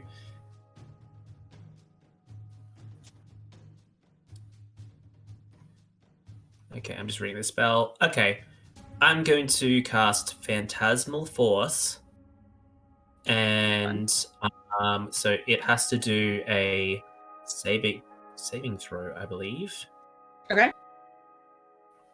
Intelligence saving throw. Oh no, that's only if it examines it. It doesn't. So yeah, I'm gonna create Phantasmal Force. Okay. It's an illusion of like a 10-foot cube, perceivable only to the target for the duration of up to a minute. And oh no, it has no effect on undead. I'm not sure. This is not undead. Oh, good. Didn't know. What about Sprimanagas? Okay, and it looks like what's something that attacks snakes? Like a mongoose. It looks like a 10-foot large cube mongoose. Love it. Weirdly yellow, kind of looks like Brooks in a strange way. Just like blah. Okay, so they have to treat it as if it's real. They have to rationalize any illogical outcomes from interacting with it. I chase the mongoose. Yeah, I think that's just what happens. So, okay, and each round on my turn, it can deal 1d6 damage. Okay. If it's in the area. So I cast next to it, and the mongoose is like, wah, and biting and stabbing at it, and does, I guess, a d6 of damage. 1 Oof. Psychic damage. 1 psychic damage to the snake. Yeah. Uh-huh. Yep, and Right. and then I'm just gonna kind of just move in the direction that looks like we're meant to go. Mm-hmm. Just be like, I think that should keep it busy. Let's just get out of here. Is there a clear place where we're meant to go? You are supposed to pass by the snake, go through the statues. You assume you would gather that this is the guardian Oh, okay. of this area. Oh, sweet. Okay, let's slip past the old bouncer then. And I'm going to just move towards to slip past the big old snake. And then it is Ma'at's turn. And she is going to attack this thing with advantage because it's engaged with a mongoose right now. So that is going to hit. A lot of damage, actually. And I don't have that many d8s. Oh no. Who's better at fighting, a literal god or a party of 3 level 10 adventurers? Let's see. Did I get out this many d8s? Oh, that's missing a heart though. So And I didn't get out this many d8s yet. Thought I did. Everyone knows Genuinely the heart. disappointed I couldn't to befriend this snake. Oh. and fight Mart. Oh my god. Why is she attacking this snake without being like, provoked. She should have given us a heads up. Yeah. She's given a Yeah. terrible Also, we job have- brief so She's far. the goddess of It's- truth. It's that like just Shy at doesn't this like telling point, it. it's like we have been provoked. It tried to take over Adara's mind. So, It did. Oh, I didn't know what was going on. Like, I don't speak Infernal. Abyssal. No, I do speak Infernal. Abyssal. I don't Yeah. speak Abyssal. Abyssal. I thought it was just having a chat. You just hear both of them yelling at each other in demon language. Mm-hmm.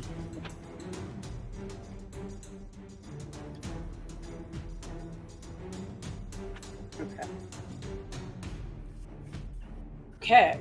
So Ma wails on this snake twice with her mace. And seems to do some significant damage to it. Mm. And at that moment, you see out of the lake of fire a massive fire snake and several small, a fire salamander actually, and several smaller fire snakes begin to emerge. And then it is Shy's turn. Do they also Okay. seem hostile? Sure do. Oh boy. All right. The good thing is, y'all are fire resistant. We are fire resistant, but also that means that Sky's going to send Mystorius to attack the Naga. Okay. So hopefully Idara will be able to move into a flanking position.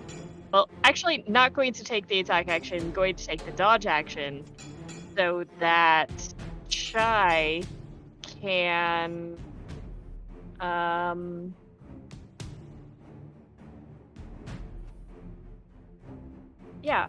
Shy's going to attack one of the fire snakes with guiding bolt. Cool. Okay. They're little. You can do it. A little. Hmm. So that would be a plus. That's a 15 to hit. Yeah, that hits. Okay.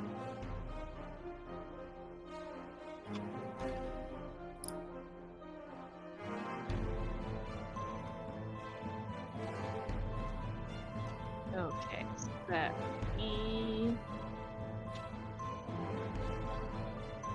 Ooh.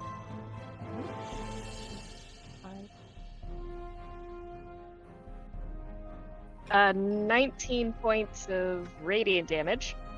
Okay.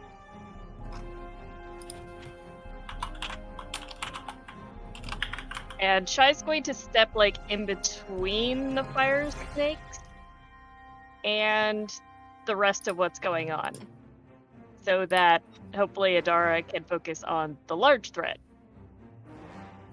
They're all around. They're coming Oh. out of the pools of fire that are all around. Okay. So Shy's going to be kind of like sticking to the outskirts rather than charging at the Naga, but is going to be heading towards the largest cluster of fire snakes. Cool. And I will let the fire snakes and salamander get a turn next round because they just emerged. And then Idara, you're up. Oh boy, it's finally me. All right, so I feel like Idara is late to the game because first she just hears Brooks be like, "Watch out, snake!" and she's like, "What the fuck? Come on!" Bull snake. Brooks feels for snakes. And then the snake in Abyssal is just like, "Assist me," and she's like, "What the no?" First of all, and then has that moment of just like, "All right, what's happening?" And grounds herself and is like, "Oh, yeah, I'll assist you in dying," she says in Abyssal so no one else can hear that it wasn't very cool. Actually, Shy can. Cool. But, Fuck. Shy, you didn't hear that. Also, get your paper dragon away from the fire snakes? actually, funnily enough, Mystorius is fine against fire. It's water. All right. Pretend I said something cool so Brooks doesn't judge me. And then I'm going to draw my scimitar and just run on over to the big snake that tried to mind control me. And I would like to take 2 swings while flanking with Mystorious. Heck yeah, do it. Yay! And Mysterious helps out, giving you an extra d6 of acid damage. Ooh, that's fun. All right. So that is a 22 to hit. We'll hit. So please take... do you need me to separate out the acid damage? I do not. Okay. So that He's is... immune to poison, but not acid. Nice. All right. So with Mysterious's help, that is a total of 19 points of magic silver slashing damage. Some of it's acid. That, the Naga goes down. Oh, wow. That went a lot faster than I expected. For my second attack, I will move to the next biggest thing in the area that is not an ally. That would be a big ol' salamander. All right, I'm gonna... It's Mott. She's an I ally. mean, yes, that would be Matt. Let's face it. Let's face it. All right, I'm gonna attack a salamander with a non-advantage because I'm not flanking anymore. That's a 25 to hit. That will hit. And the salamander takes 12 points of magic silver slashing damage. Okay.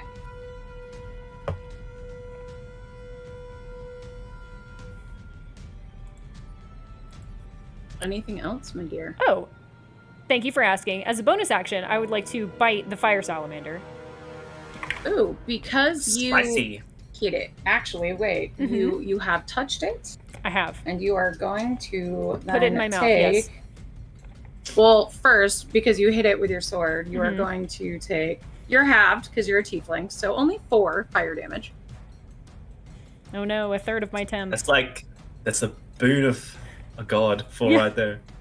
All right. Yeah, and I'm now going to bonus action bite it. I got a 22 to bite. Well, you will bite. Wow.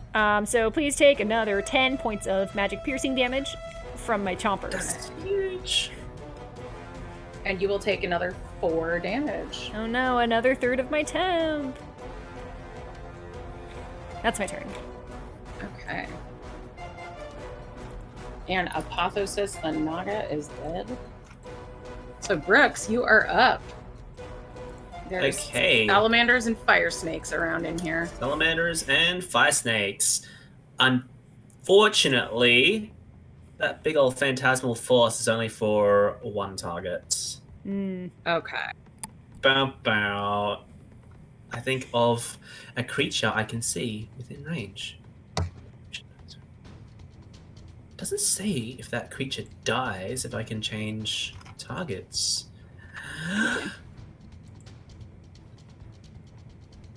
No, I think it does. It's gone. That's fine. All right. So, how many snakes and salamanders we got here? There are 3 salamanders and 6 fire snakes coming out. All right. Okay. So, But you have killed the guardian, so you could just run on. Oh, yeah, that was my plan in the first place. I'm going to continue to run on Okay. and see what happens when I just cross that threshold and see if I want to use an action or not. You run on and emerge in a complex full of lotus-tipped pillars covered in beautiful hieroglyphs. I yell to the team, "It's safe in here! And Shy, there's heaps of hieroglyphs. You'll love it." Does sound travel through the portal? And Mott runs in, mace in hand, following Brooks. And Nice. then Salamander is going to get an attack on Adara. Okay. Because, that's fun. Yeah. That's fun for me. Okay, so. Oh my gosh! I rolled 2 d20s at once, and they both got 19s on the die. Rude. So you are super hit, my dear. What's their to hit bonus? Because if it's negative, you might miss. 7. Okay. So that is, oh my gosh, so many d8s today, Jesus. I'm gonna have to get used to this as y'all are getting higher level. Everybody uses D8s now. So that is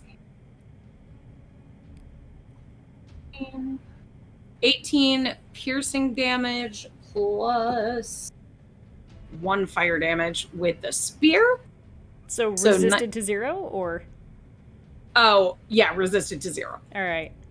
And then with the tail, you are going to get 13 bludgeoning damage. All right. Plus 4, that's halved, fire damage. And you are grappled. All right. Probably should have done that first. But it's okay. I hit you anyway. Live and learn. All right. Shay, I'll say one of the other salamanders is going to go for you since you are flanked by a fire snake right now. Really fair. Yeah, and that is going to hit you, grab you with a tail.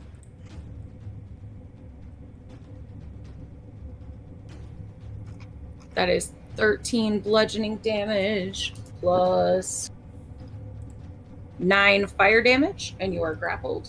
And then it is going to also hit you with a spear. Is that 9 fire damage halved already? No. 4, thank you.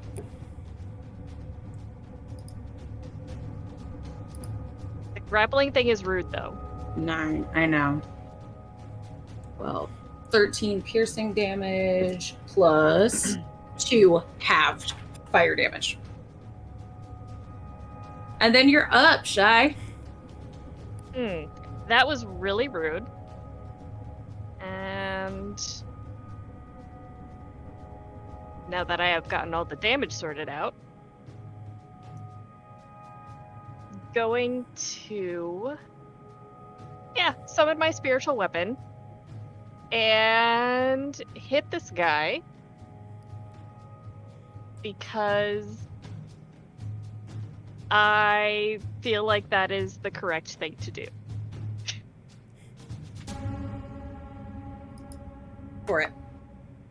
Okay, so that will be an 18 to hit. Heck yeah, that hits. And that is 10 points of force damage. And I'm also as I scream, Mystorious, cry out, Mystorious is a good boy, and comes along and bites the thing that is grappling me. Yay! So, melee attack. That's 10d10. 24 to hit. Because nothing's worse than a paper cut. It's true. Mm-hmm. Shy's new battle tactics is just Mystorious bites, and Shy runs after with like a salt shaker. Vinegar. Oh no. Okay, so that would be 5 points of damage. Oof. Dorius takes 11 points of fire damage. So far, this piece of paper has done more damage than And you take half of that. Oh, I take more fire damage? Yeah. Seriously? Okay. So Because it's your turn and you are touching it. Fair. Yeah.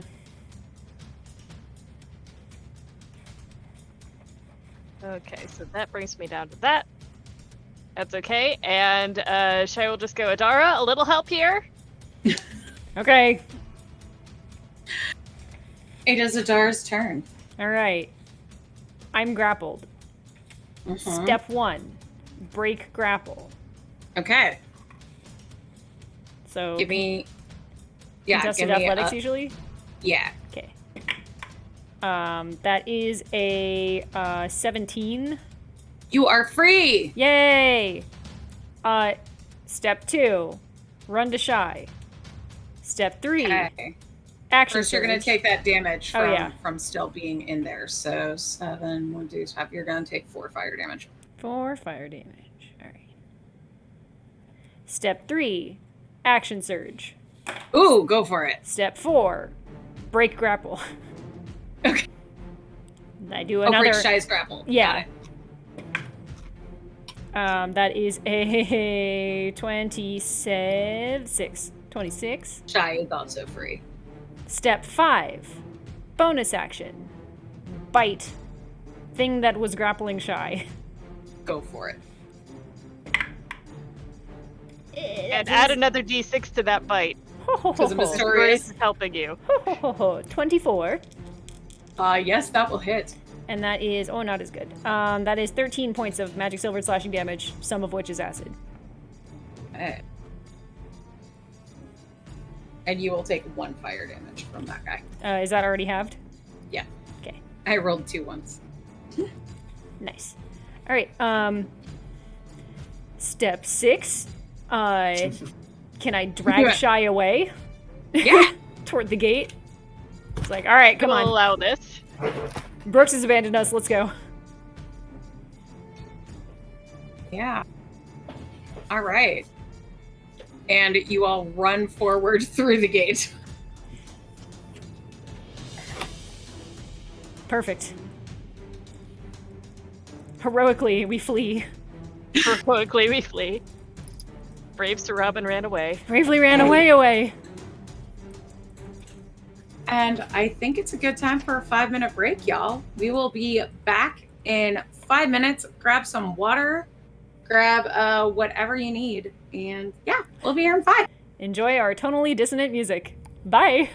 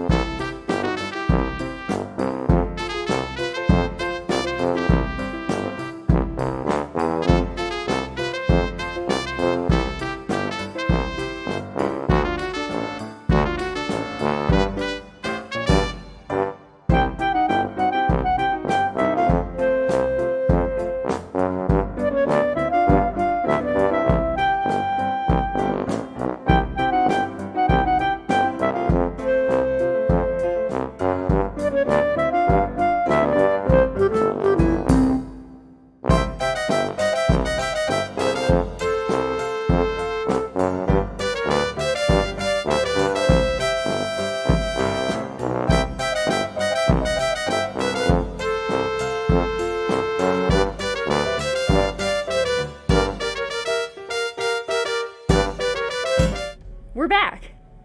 Hey everybody, we are playing Heart of the Goddess by Elise Pertel. This is Threeflings, if you couldn't tell. Oh my gosh, I rhymed. Anyway, they've gone through Duat with their new Brent, Maud, the goddess, and just escaped perils and lakes of fire. Following Brooks, you as well enter an outdoor complex full of lotus-tipped pillars covered in beautifully painted hieroglyphs. Before you stands a massive scale with a gleaming golden ostrich feather floating above one of the plates. Beyond the scales are two colossal statues. A booming woman's voice asks, "Who enters?" As you realize the massive statues are the deities Isis and Osiris. Suddenly, one side of the giant scale slams to the ground as a creature runs its hand along the other side. The feather of truth glows with golden light as it rejects the evil soul disturbing its sacred scale. Ma'at confronts Isfet and demands to have her heart back. The gods above move in slow motion, and you see Isfet hold up a canopic jar, holding Ma'at's heart, as she holds her mace to his neck. What do you do? It seems like she's got this under wraps, right? First off, I wasn't going to interrupt this, but Mistorius and I are kind of looking a little hurt, so I'm going to use Cure Wounds on Mistorius, and I meant to do that as we were traveling here, but... All right. Yeah, you can do that. Oh, yeah. As I see Adara and Shai come in looking a little worse for wear, I'm going to bring out some sticky tape and start patching up Adara. Adara, do you need... Let me help you out there. I don't... I think I'm okay. Thanks. You trust me. You should trust me. Do I trust you? I will make an insight Brooks check. nods. I'm making an insight check to know if I trust Brooks. Yeah, go for it. Uh-oh. 11. 11? Yeah. That's enough, right? Usually I think you make a deception enough to see check. what happens. Yeah. Oh, no, I'm not deceiving. I'm okay. literally... Yeah, Brooks is helping. She goes, okay, I don't really know what tape's gonna do. I got burnt, but sure. Oh yeah, I pull out some, just like aloe and cotton swabs and just sticky tape it over your wounds, and you get. I looks horrified in the background. Yeah, it's like artificer cure wounds with my junk, and cast. I cast that. That's a. I'll do it at second level. Ooh. That's 2d8. Oh my god. Yeah, I'll roll that. Why not? Why not? Still Black vivid. scary dice. Ooh, that's 10 plus spellcasting modifier, which is plus 3, 13. Dang. HP. Thank you. Yeah, Idara definitely starts off being like, okay, that feels like now, really? And then by the end of it is like, oh, wait, fuck, that actually feels nice, thank you. Can't argue with results. Yeah, shit. Guess you picked up another new skill. I go a crayon and just write Brooks on one of the bandages, because why not? And so the scene before us is Mott and guy with the jar with our heart in it. Mm-hmm. What's he trying to do with the heart? Can we tell? Yes, actually. You see him, he's holding a black staff of some sort in one hand and the heart in the other. And he sneers.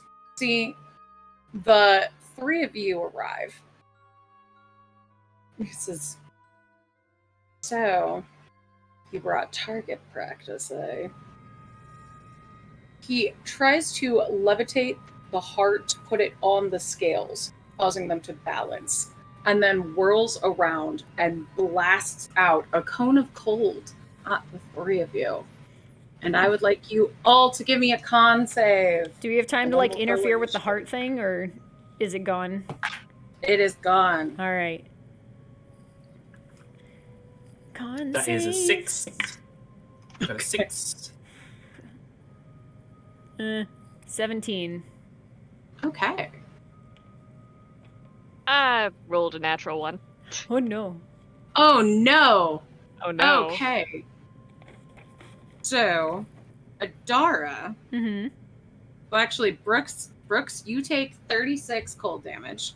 Ooh, I'm gonna cast. Actually, it's not a spell. As a cone of cold comes in, I just whip out like a silvery, like those heat foils, Mm-hmm. and like a cape, and twist myself around like almost like a bullfighter, and it works as absorb elements. So I take Ooh. half. Nice. So that is 18. Adara, you also take 18. I resist half of that because Oh, sweet. I have infernal constitution. So I just muscle through the cold. I never feel cold ever again. I never have to wear a fucking jacket. I'm free. And Shy, I don't want to absolutely take you out right away. So Okay. I'm just...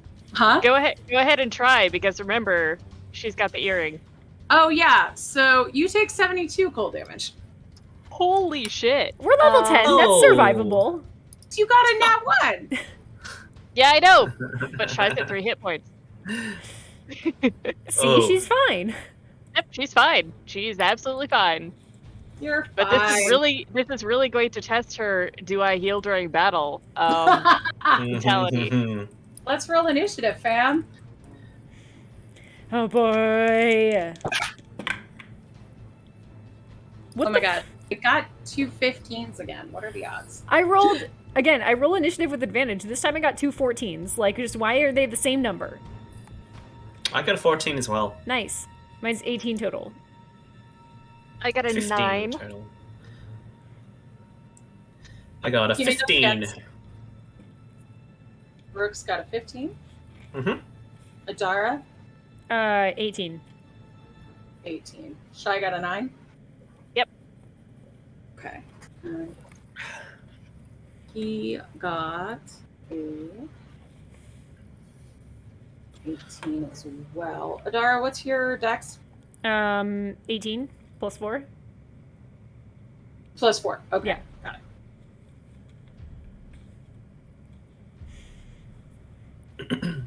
Oh, his name starts with an I too. Oh no. It's okay. It's fine. I've got this. I've got this. Just got synergy.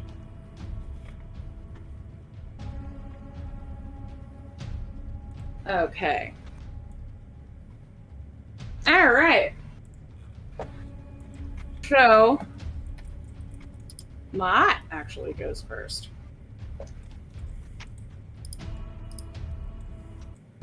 And let's see.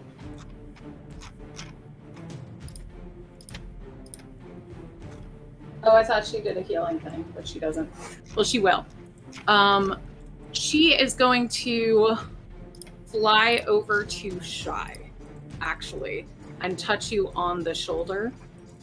And you are going to regain some health.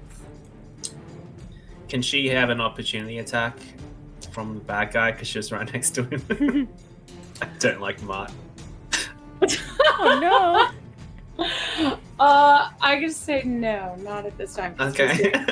He's doing something else. Oh, that's 14. right. Yeah, he's not engaged. Yeah. Okay. 19, Brooks wants to see it. 20, 21. Okay, you regain 21 hit points, Shy. Oh, thank you. Yeah. And then it's Adara's turn. All right. So this guy is holding the heart now, or no? He put it on a scale. He put it on the scale. So is 20 the scale... feet up in the air. Okay. I mean, that's fine. Is it near a wall? It is hanging in the air. Not on a wall. I'm gonna visualize for you. I want to do the same bullshit I did in the circus tent. If possible, I would like to just run up a wall and try and jump at it. Because I have boots of spider climbing, so I can run up walls really effectively. I know. I have a backup plan if that's, like, not feasible. It is 20 feet up in the air and 10 feet out from a wall. In front of it there is a map here. Oh, should I switch to the map? If you want to. We're in, like, the last room. But if it would help you visualize. Okay. Here's the map. Okay. We're in the room with the scales on it, on the right. Ah, okay. You see? And Yeah. so those two things on the yeah. bottom are Osiris and Isis. Okay. So you could climb up Osiris or Isis, I guess? And jump to get it? I will turn to Mott and I will say, do we need to get your heart or just punch this guy? I'm into hell. What? Just throw him into oblivion. Okay. Ah. I When can being do that. deceived by Mott. Is he otherwise armed? He has a longsword, a longbow, and a staff. Is he holding one of them? He is holding the staff. Okay. I'm going to go hit him.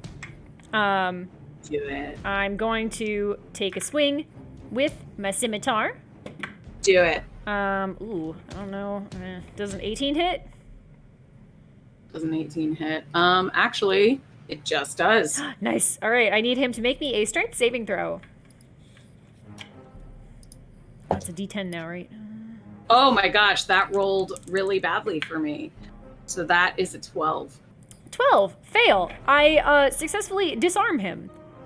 So he drops an item of my choosing. I'm going to choose the staff he's holding.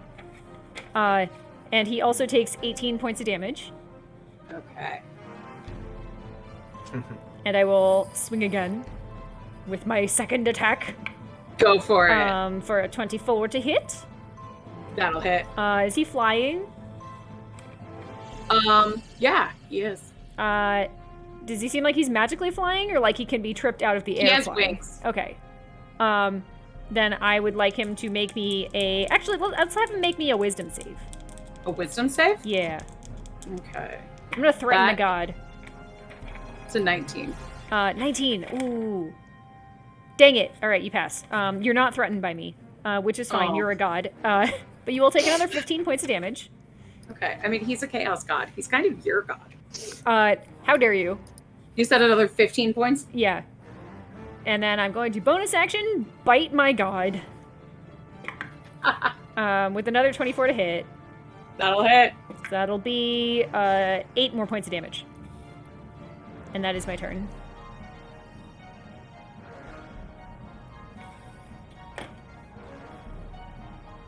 At that point, he just goes, "Oh, little girl, you fool." And mummies and skeletons start crawling out of the ground. Shy, we've got a project for you. And yeah, 3 mummies. And where is my... Oh my gosh, where is it? I have one. There it is. Oh, that's not so many. 3 mummies and 2 skeletons show up.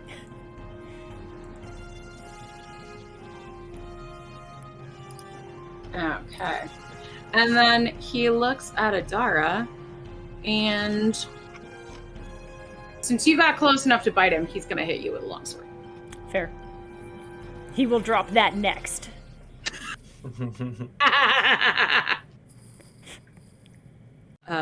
And he is going to make 3 attacks at you, but I think only one of them is going to hit because an 18 doesn't hit you, does it? It does not. Okay, but over 20 does. It does. Okay. So that is... Let's see. 7 slashing damage plus... 8, 13, 14 poison damage. Poison. Dang it, I resist acid. Okay. 14, you said? Mm-hmm. Okay. All right. And then it's Brooks' turn. All right, so the heart's on the ground. No, the heart is on a scale up in the air. Oh, it's on the scale? Ooh. Okay, this will be dicey.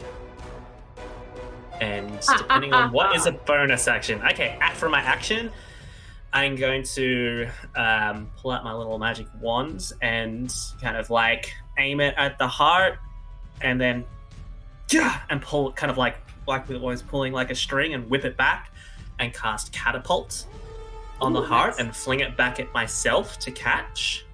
Okay. I'm going to not do the saving throw, so I'm just going to willingly take it so I can catch it. So I hit myself for 3d8 damage. Oh no. It's fine. So I hit myself for 9 bludgeoning. Let's just do that. And I can... I don't know if I catch it or not, but it's going to be at my feet or in me. How much of and your damage is self-inflicted? That was a lot. Always a lot for Brooks. And for since my action, for my bonus action, I'm going to yell to Goldfram and be like, Goldfram! What's a cool word? Goldfram! Goal bite time! And you see Goldfram's a kind of like the texture of his octopus skin kind of go from the green that it was before, shimmer, kind of a grey brown, and then all these bright purple rings just light up like an angry what are those the poisonous Australian octopuses called? You're the one who blue ringed You're the octopus. Blue ringed octopus. Yeah, all the blue rings kind of like pulsate and glow, which means they're angry. And Goldfram has 40 feet of movement and can attack with my bonus action. So I'm going to get Goldfram to fly over to Jerk God and give him a little just splat on his back, and then the beak comes out and tries to pierce. Wait, Blue ringed octopuses are bad business, so attack roll. I'm going to use a luck. Oops. We do also have party inspiration. Oh. Yeah. I'm going to use inspiration first. Oh, that's even lower. That's a 3. Oh, and no. now I'm going to use a luck. Hey, 18. Whew. So that is 18 plus, I believe. Plus 4, 22 to hit. Ooh, yeah. Which is the pseudo dragon's sting attack. So it takes ultimate takes 4, 5, 6 piercing damage, Okay. and I say, go for him. You can do it. I've seen it in my dreams. And he must the enemy must make a Constitution saving throw. Ooh, okay. That is a 19. I'm going to use my portent and make it a 6. Oh, shit. Ooh. So what's that total? Let's see. Oh, wait. Are Gulfrum's attacks magical? They are, right? Yes. Is it familiar? Yeah. Okay, just checking. So your portent made it a what? Sorry? An 8? A 6. A 6. Okay. A roll of a 6. Okay, so that makes 6 plus 8 is 8. Ugh. is that number 14. 14. Okay, 22. Take 14 is 8. Okay, so he fails by 5 or more, which means he falls unconscious from the poison. Ooh. Guess what though? So he is poisoned. He's Oh, immune to no. poison. You expect that to happen, and he just stands there. Oh, god damn and it. laughs Oh, in what your a face. little bastard. Brooke says, you little bastard. Becomes poisoned. You think you can take Oh. on a god? It does say they become poisoned for 1 hour. And then separately, if they fail by 5 or more, I guess that's the poison. Yeah, that's fine. He is immune to poison and the poisoned condition. Mm. Aha. Damn. There goes that plan. All right. It's up to you. And I just bend down and grab the heart. Oh, I'm going to move. I'm going to run away into the corner of the room. Shy, you're up. Okay. The thing Shy is going to do is kind of snarl at all of the mummies and skeletons that have just suddenly appeared, and will use Channel Divinity to destroy undead.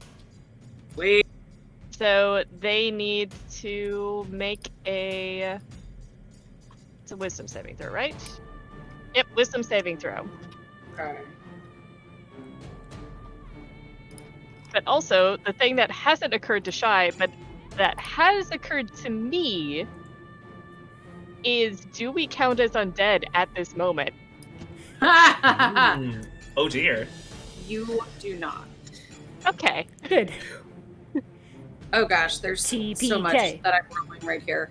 I was like, yeah, that'll be for the mummies and that'll be for the skeletons. But We'll it say doesn't. the saving DC is 15. Okay. So, one of the mummies succeeds, the other two do not.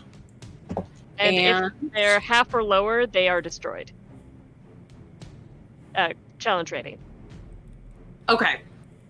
Sorry, I was like, if they got half of it. No, they're CR3. And neither skeleton succeeded, and they are both destroyed. Yay! Good, good.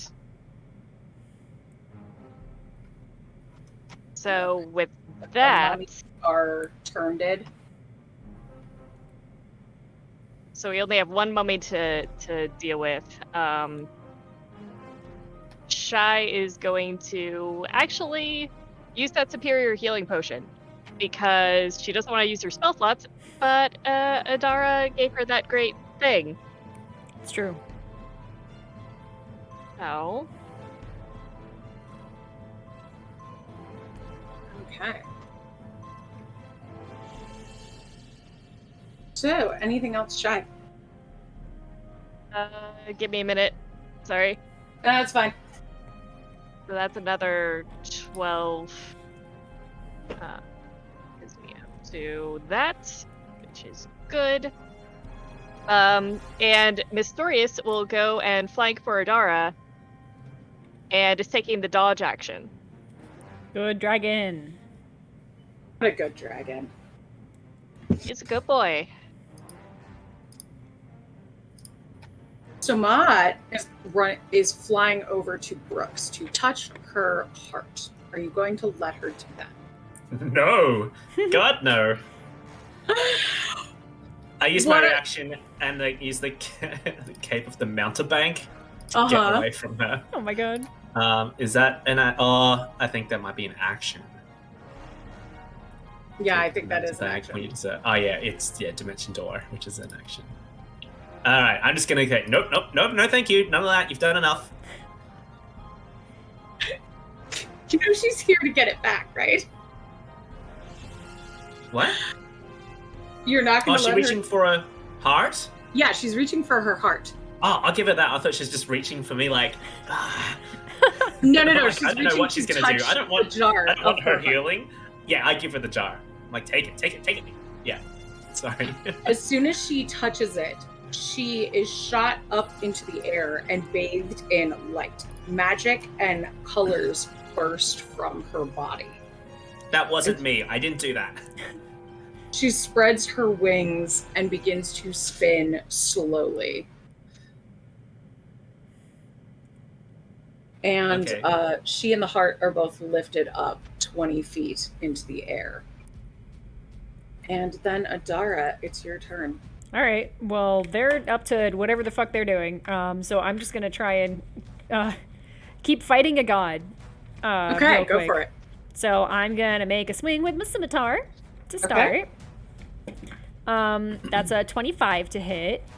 And that will hit. You know, he attacked me with a longsword most recently, so I'm gonna ask him to make me another strength save. Oh dang. An extra d6 of damage. Extra d6 of damage. Don't mind if I do. 16. You fail. You drop your longsword. He can't parry anymore now. And you will take, what is that, 23 points of damage. Okay. Second attack. That's a 28 to hit. Do I get the d6 of acid every time or just the first attack? Zan. Just the first attack. Okay. It's a reaction, so okay. It can only happen once. Got it. All right. So then this time I will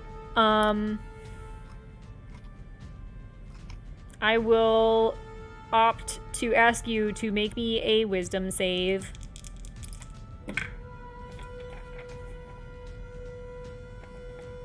And you will take 16 points of damage.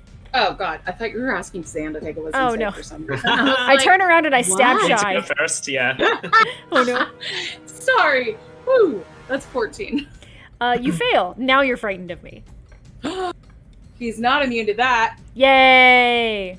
So how much damage is that? What did I say? 14? It was 8 plus 8, 16. Okay. And then with my bonus action, I will bite a god again. Okay. You know, as you do. 27 to hit. I'll Can hit. I just use all my superiority dice on this? Sure. I'm gonna try and trip him. Please make me a strength save. Okay. Oh my gosh, I keep rolling 12s. So that's a 16. Fail! He falls out of the sky. Yeah! And he also takes 15 points of damage. Did I do that math right? Yeah, 15. That'll be 10 points of falling damage for him. I guess Adara was just like jumping. Anything else, Adara? No, that's it. Thank you for asking. So at that point, Maud transforms from the winged woman into a giant sphinx.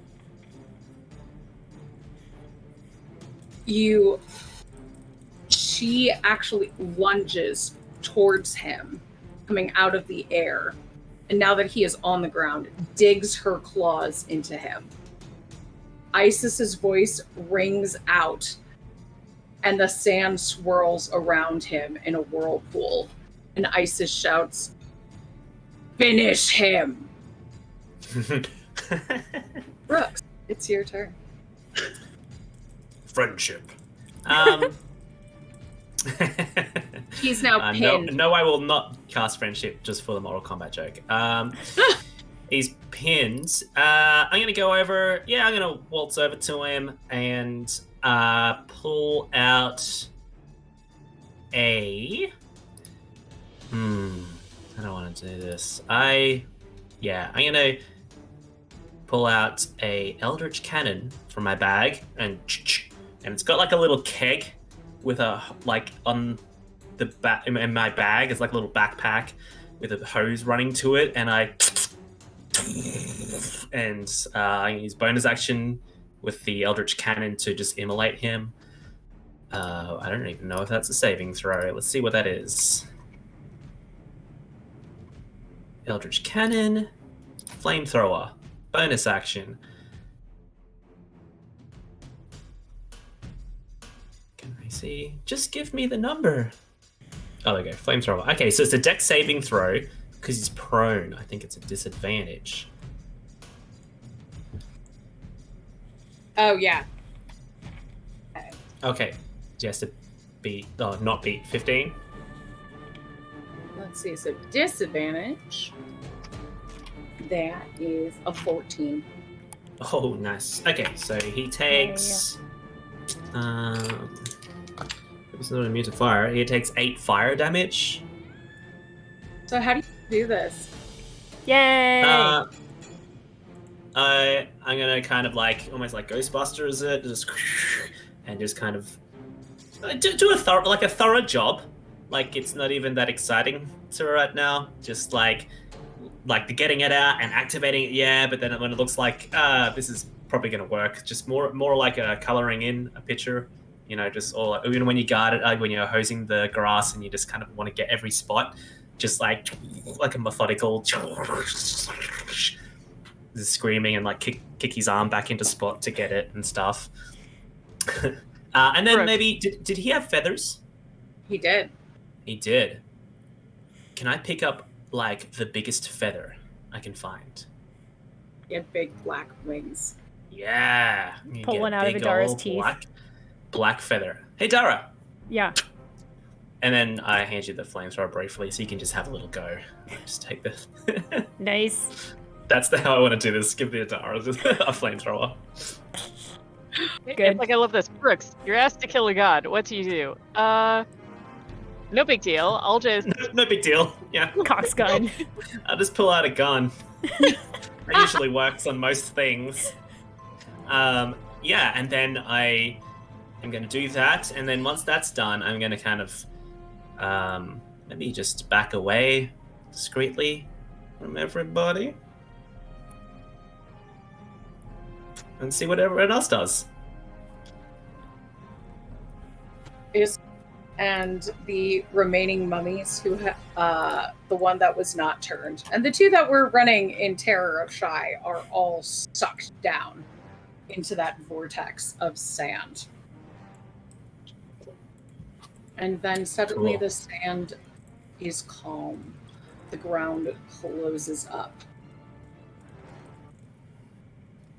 And the Isis and Osiris begin to move again.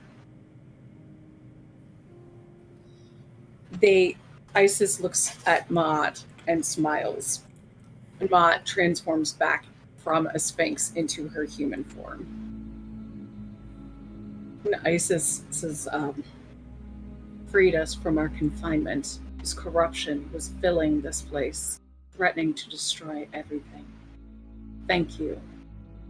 You've done us a great service.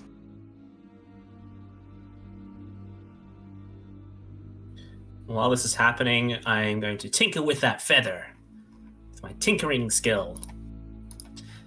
Glad we could be of assistance. Isis strikes the ground with her staff, and a loud thunderclap creates a river in front of you. Ooh. In this place, is there any like cool like gold artifacts or goblets? Because didn't she say that we should give us any gold in the temple? Yeah. We were promised the things we could carry out. Yeah, it was gold. Yeah. Is there any like piles of gold or chalices, gold thrones, like a cool chair? Mott just kind of grins and says, "When you return, you will find wealth waiting for you." All right. Can I make a stealth sleight of hand check What are you trying to do? with my mage hand? I feel like we were duped. I'm going to she said we can pick anything gold in the temple and she'll manifest it outside. I'm going to take the golden feather and replace it with the black feather, which is now glowing gold that I've used with my magical tinkering property. Yeah. You can give me a sleight of hand for that. While the vortex is sucking up all these dudes. Make a perception check to see if Shy even notices this is going on. Let's see. I'm going to use a luck because that was a bad roll. All right. Let's see here. I'm pretty sure my sleight of hand is okay. I'm going to maybe cast guidance on myself as well. Can I do that, Artificer? Yeah, I can. Okay, I'm going to guidance it with my Artificer skill. Look at the trigonometry of stealing this thing.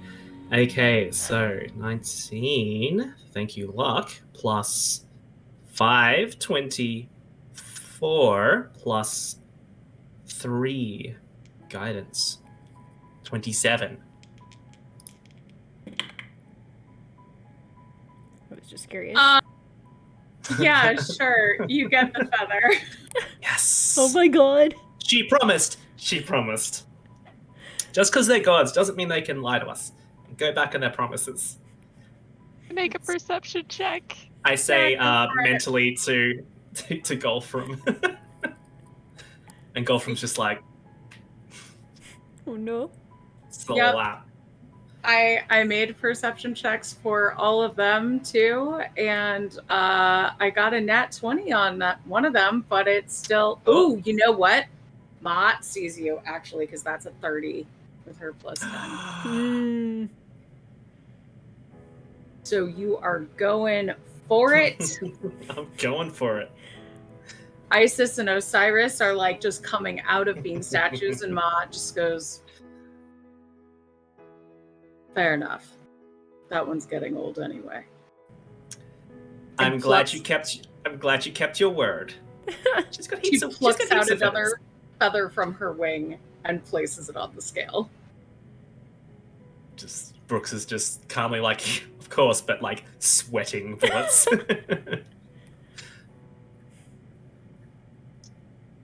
Shy, what did you get? I got a 21 perception. Okay. Not quite. Yeah, I rolled badly. I only got a 23. I feel like Like these are bad rolls. I have a plus feel 11 to this. It's like, so I hear the conversation, but I don't quite realize what it means until after we already go through and are back. I feel like you just hear the conversation, look at Brooks, and I'm just holding the feather. Sweating profusely. Sweating profusely. She promised. All right. And you're welcome, I say to her. Thank you for your assistance. Autumn will see you out. And you see the same boatman, and he gives you a wave. And you see he's gotten a second hood that he holds up for Brooks. Cute. Oh, thank you. You're so nice.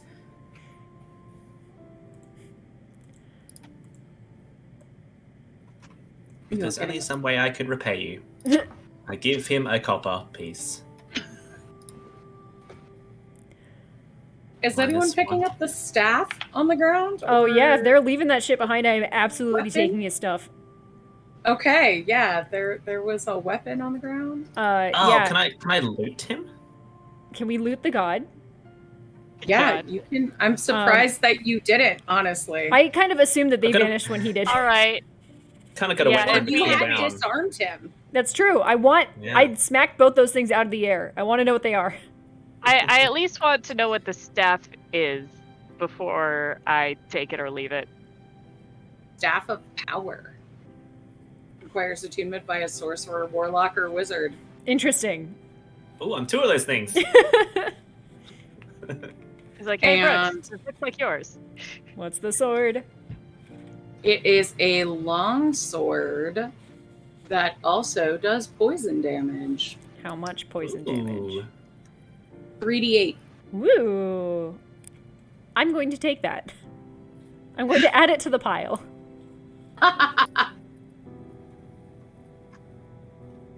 Do you, hey, Adara, are all your weapons magical? No, What's the best one that is not magical? the best one that's not magic. Does +1? Okay. Does +1 count as a magic thing technically?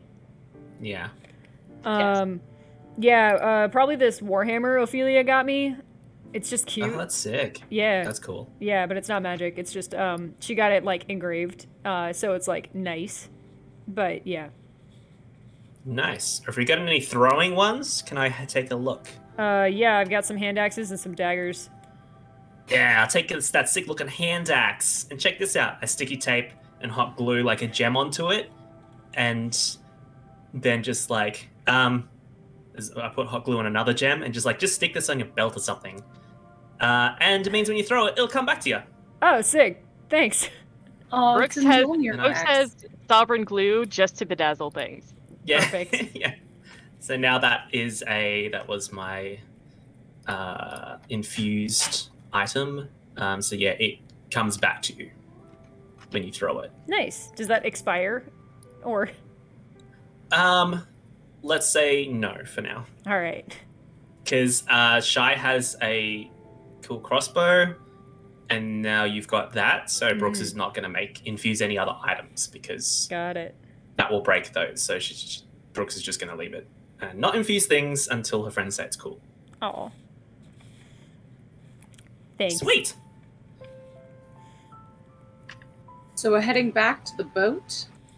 The greenish on the boat trip back, you have the greenish setting sun, and you emerge into the temple, and you see your unconscious bodies on the ground, pale with death. Shit. Mott, who has accompanied you, don't worry, and removes each of your amulets and places her hand on your forehead. Thank you again for your assistance. As soon as she does that, you no longer see from outside of your body, but you see through your body and wake up gasping for breath. See yourself covered in healing light.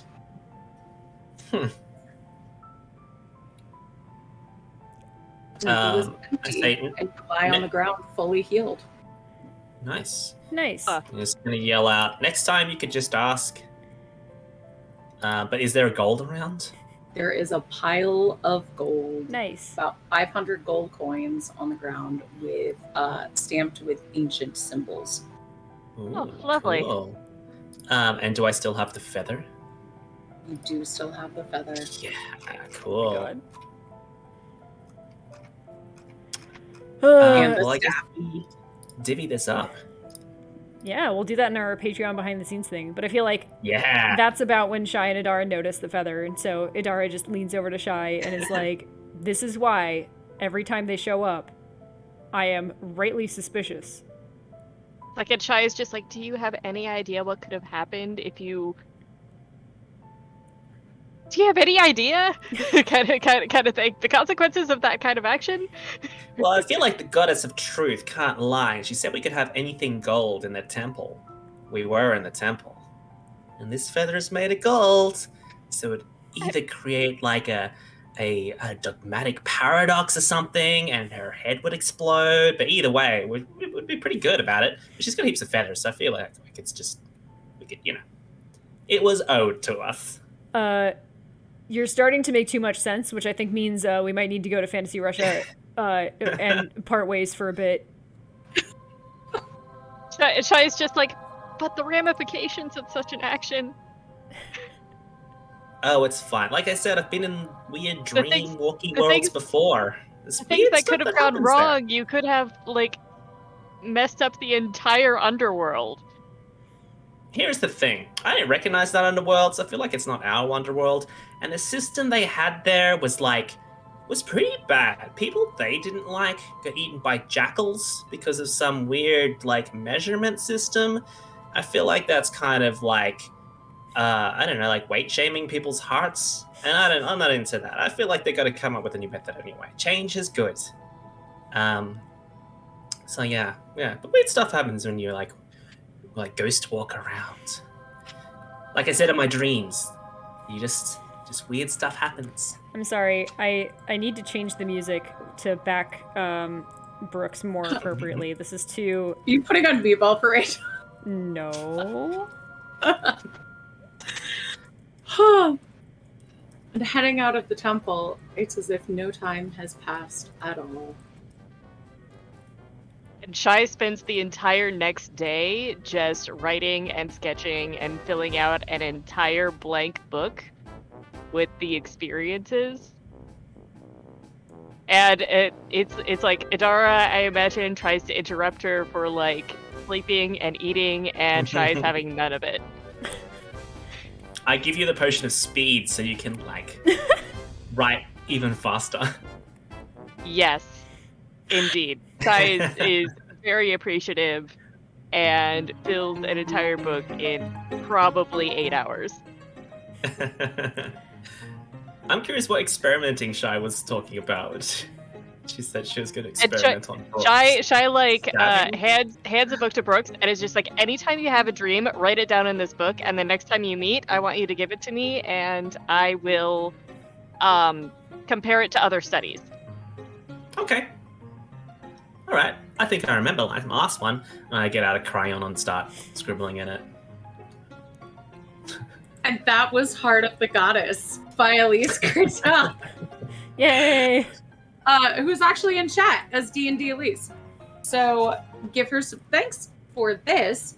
And hey, DW, thanks for joining us. Thank you for bringing Brooks. Brooks, where can we see you in the real life? It was a pleasure. Real life in Australia, on the internet, at DW_Dagon. And yeah, that's me. That's where I am. Who are you in the real life? Where can we find you? Who? Sorry, was that? You cut out. I said Shy, sorry. Oh, okay. Hi, I'm Zan. I'm also known as Pale White Rabbit on Twitter and Instagram. I am an illustrator, and I also have an Etsy store under Zan Larson or Pale White Rabbit, and I sell prints and stuff on there. Hey, Dara. Where can we find you? I'm going to be all over the internet, and you can find me mostly on Twitter, where I post art because I'm an illustrator. Mostly lately, though, I have just been posting updates about Uncaged Goddesses. Volume 5 of Uncaged is happening, and I'm in charge, baby! Along with a million other people. So keep an ear out for updates on that. The Threeflings will be playing through that once we finish all of the other Uncaged, so you'll get to see us punch a lot more deities next year. Punch or bite? Depends. Yes. Jess, you can find me at Miss_Jess03. And I'm not going to tell you to go vote for the Ennies because it ended today. But if you voted, thank you. And thank you for joining us this Friday and every Friday that you're here. Next week, we are going to be playing A Riddle in Time by Anthony Alapino from Uncaged Volume 4. And now we're going to go shoot our behind the scenes Patreon video. So come support us on Patreon if you want access to our behind the scenes stuff and to hang out with us in the Discord. We love y'all so much. And we are going to go raid Super Dylan right now. They're playing Dragon Age Inquisition, and that sounds like a lot of fun. So have a great night, everybody. Stay safe, and hey, Twitch, do better about those hate raids, because it's a little nerve-wracking streaming.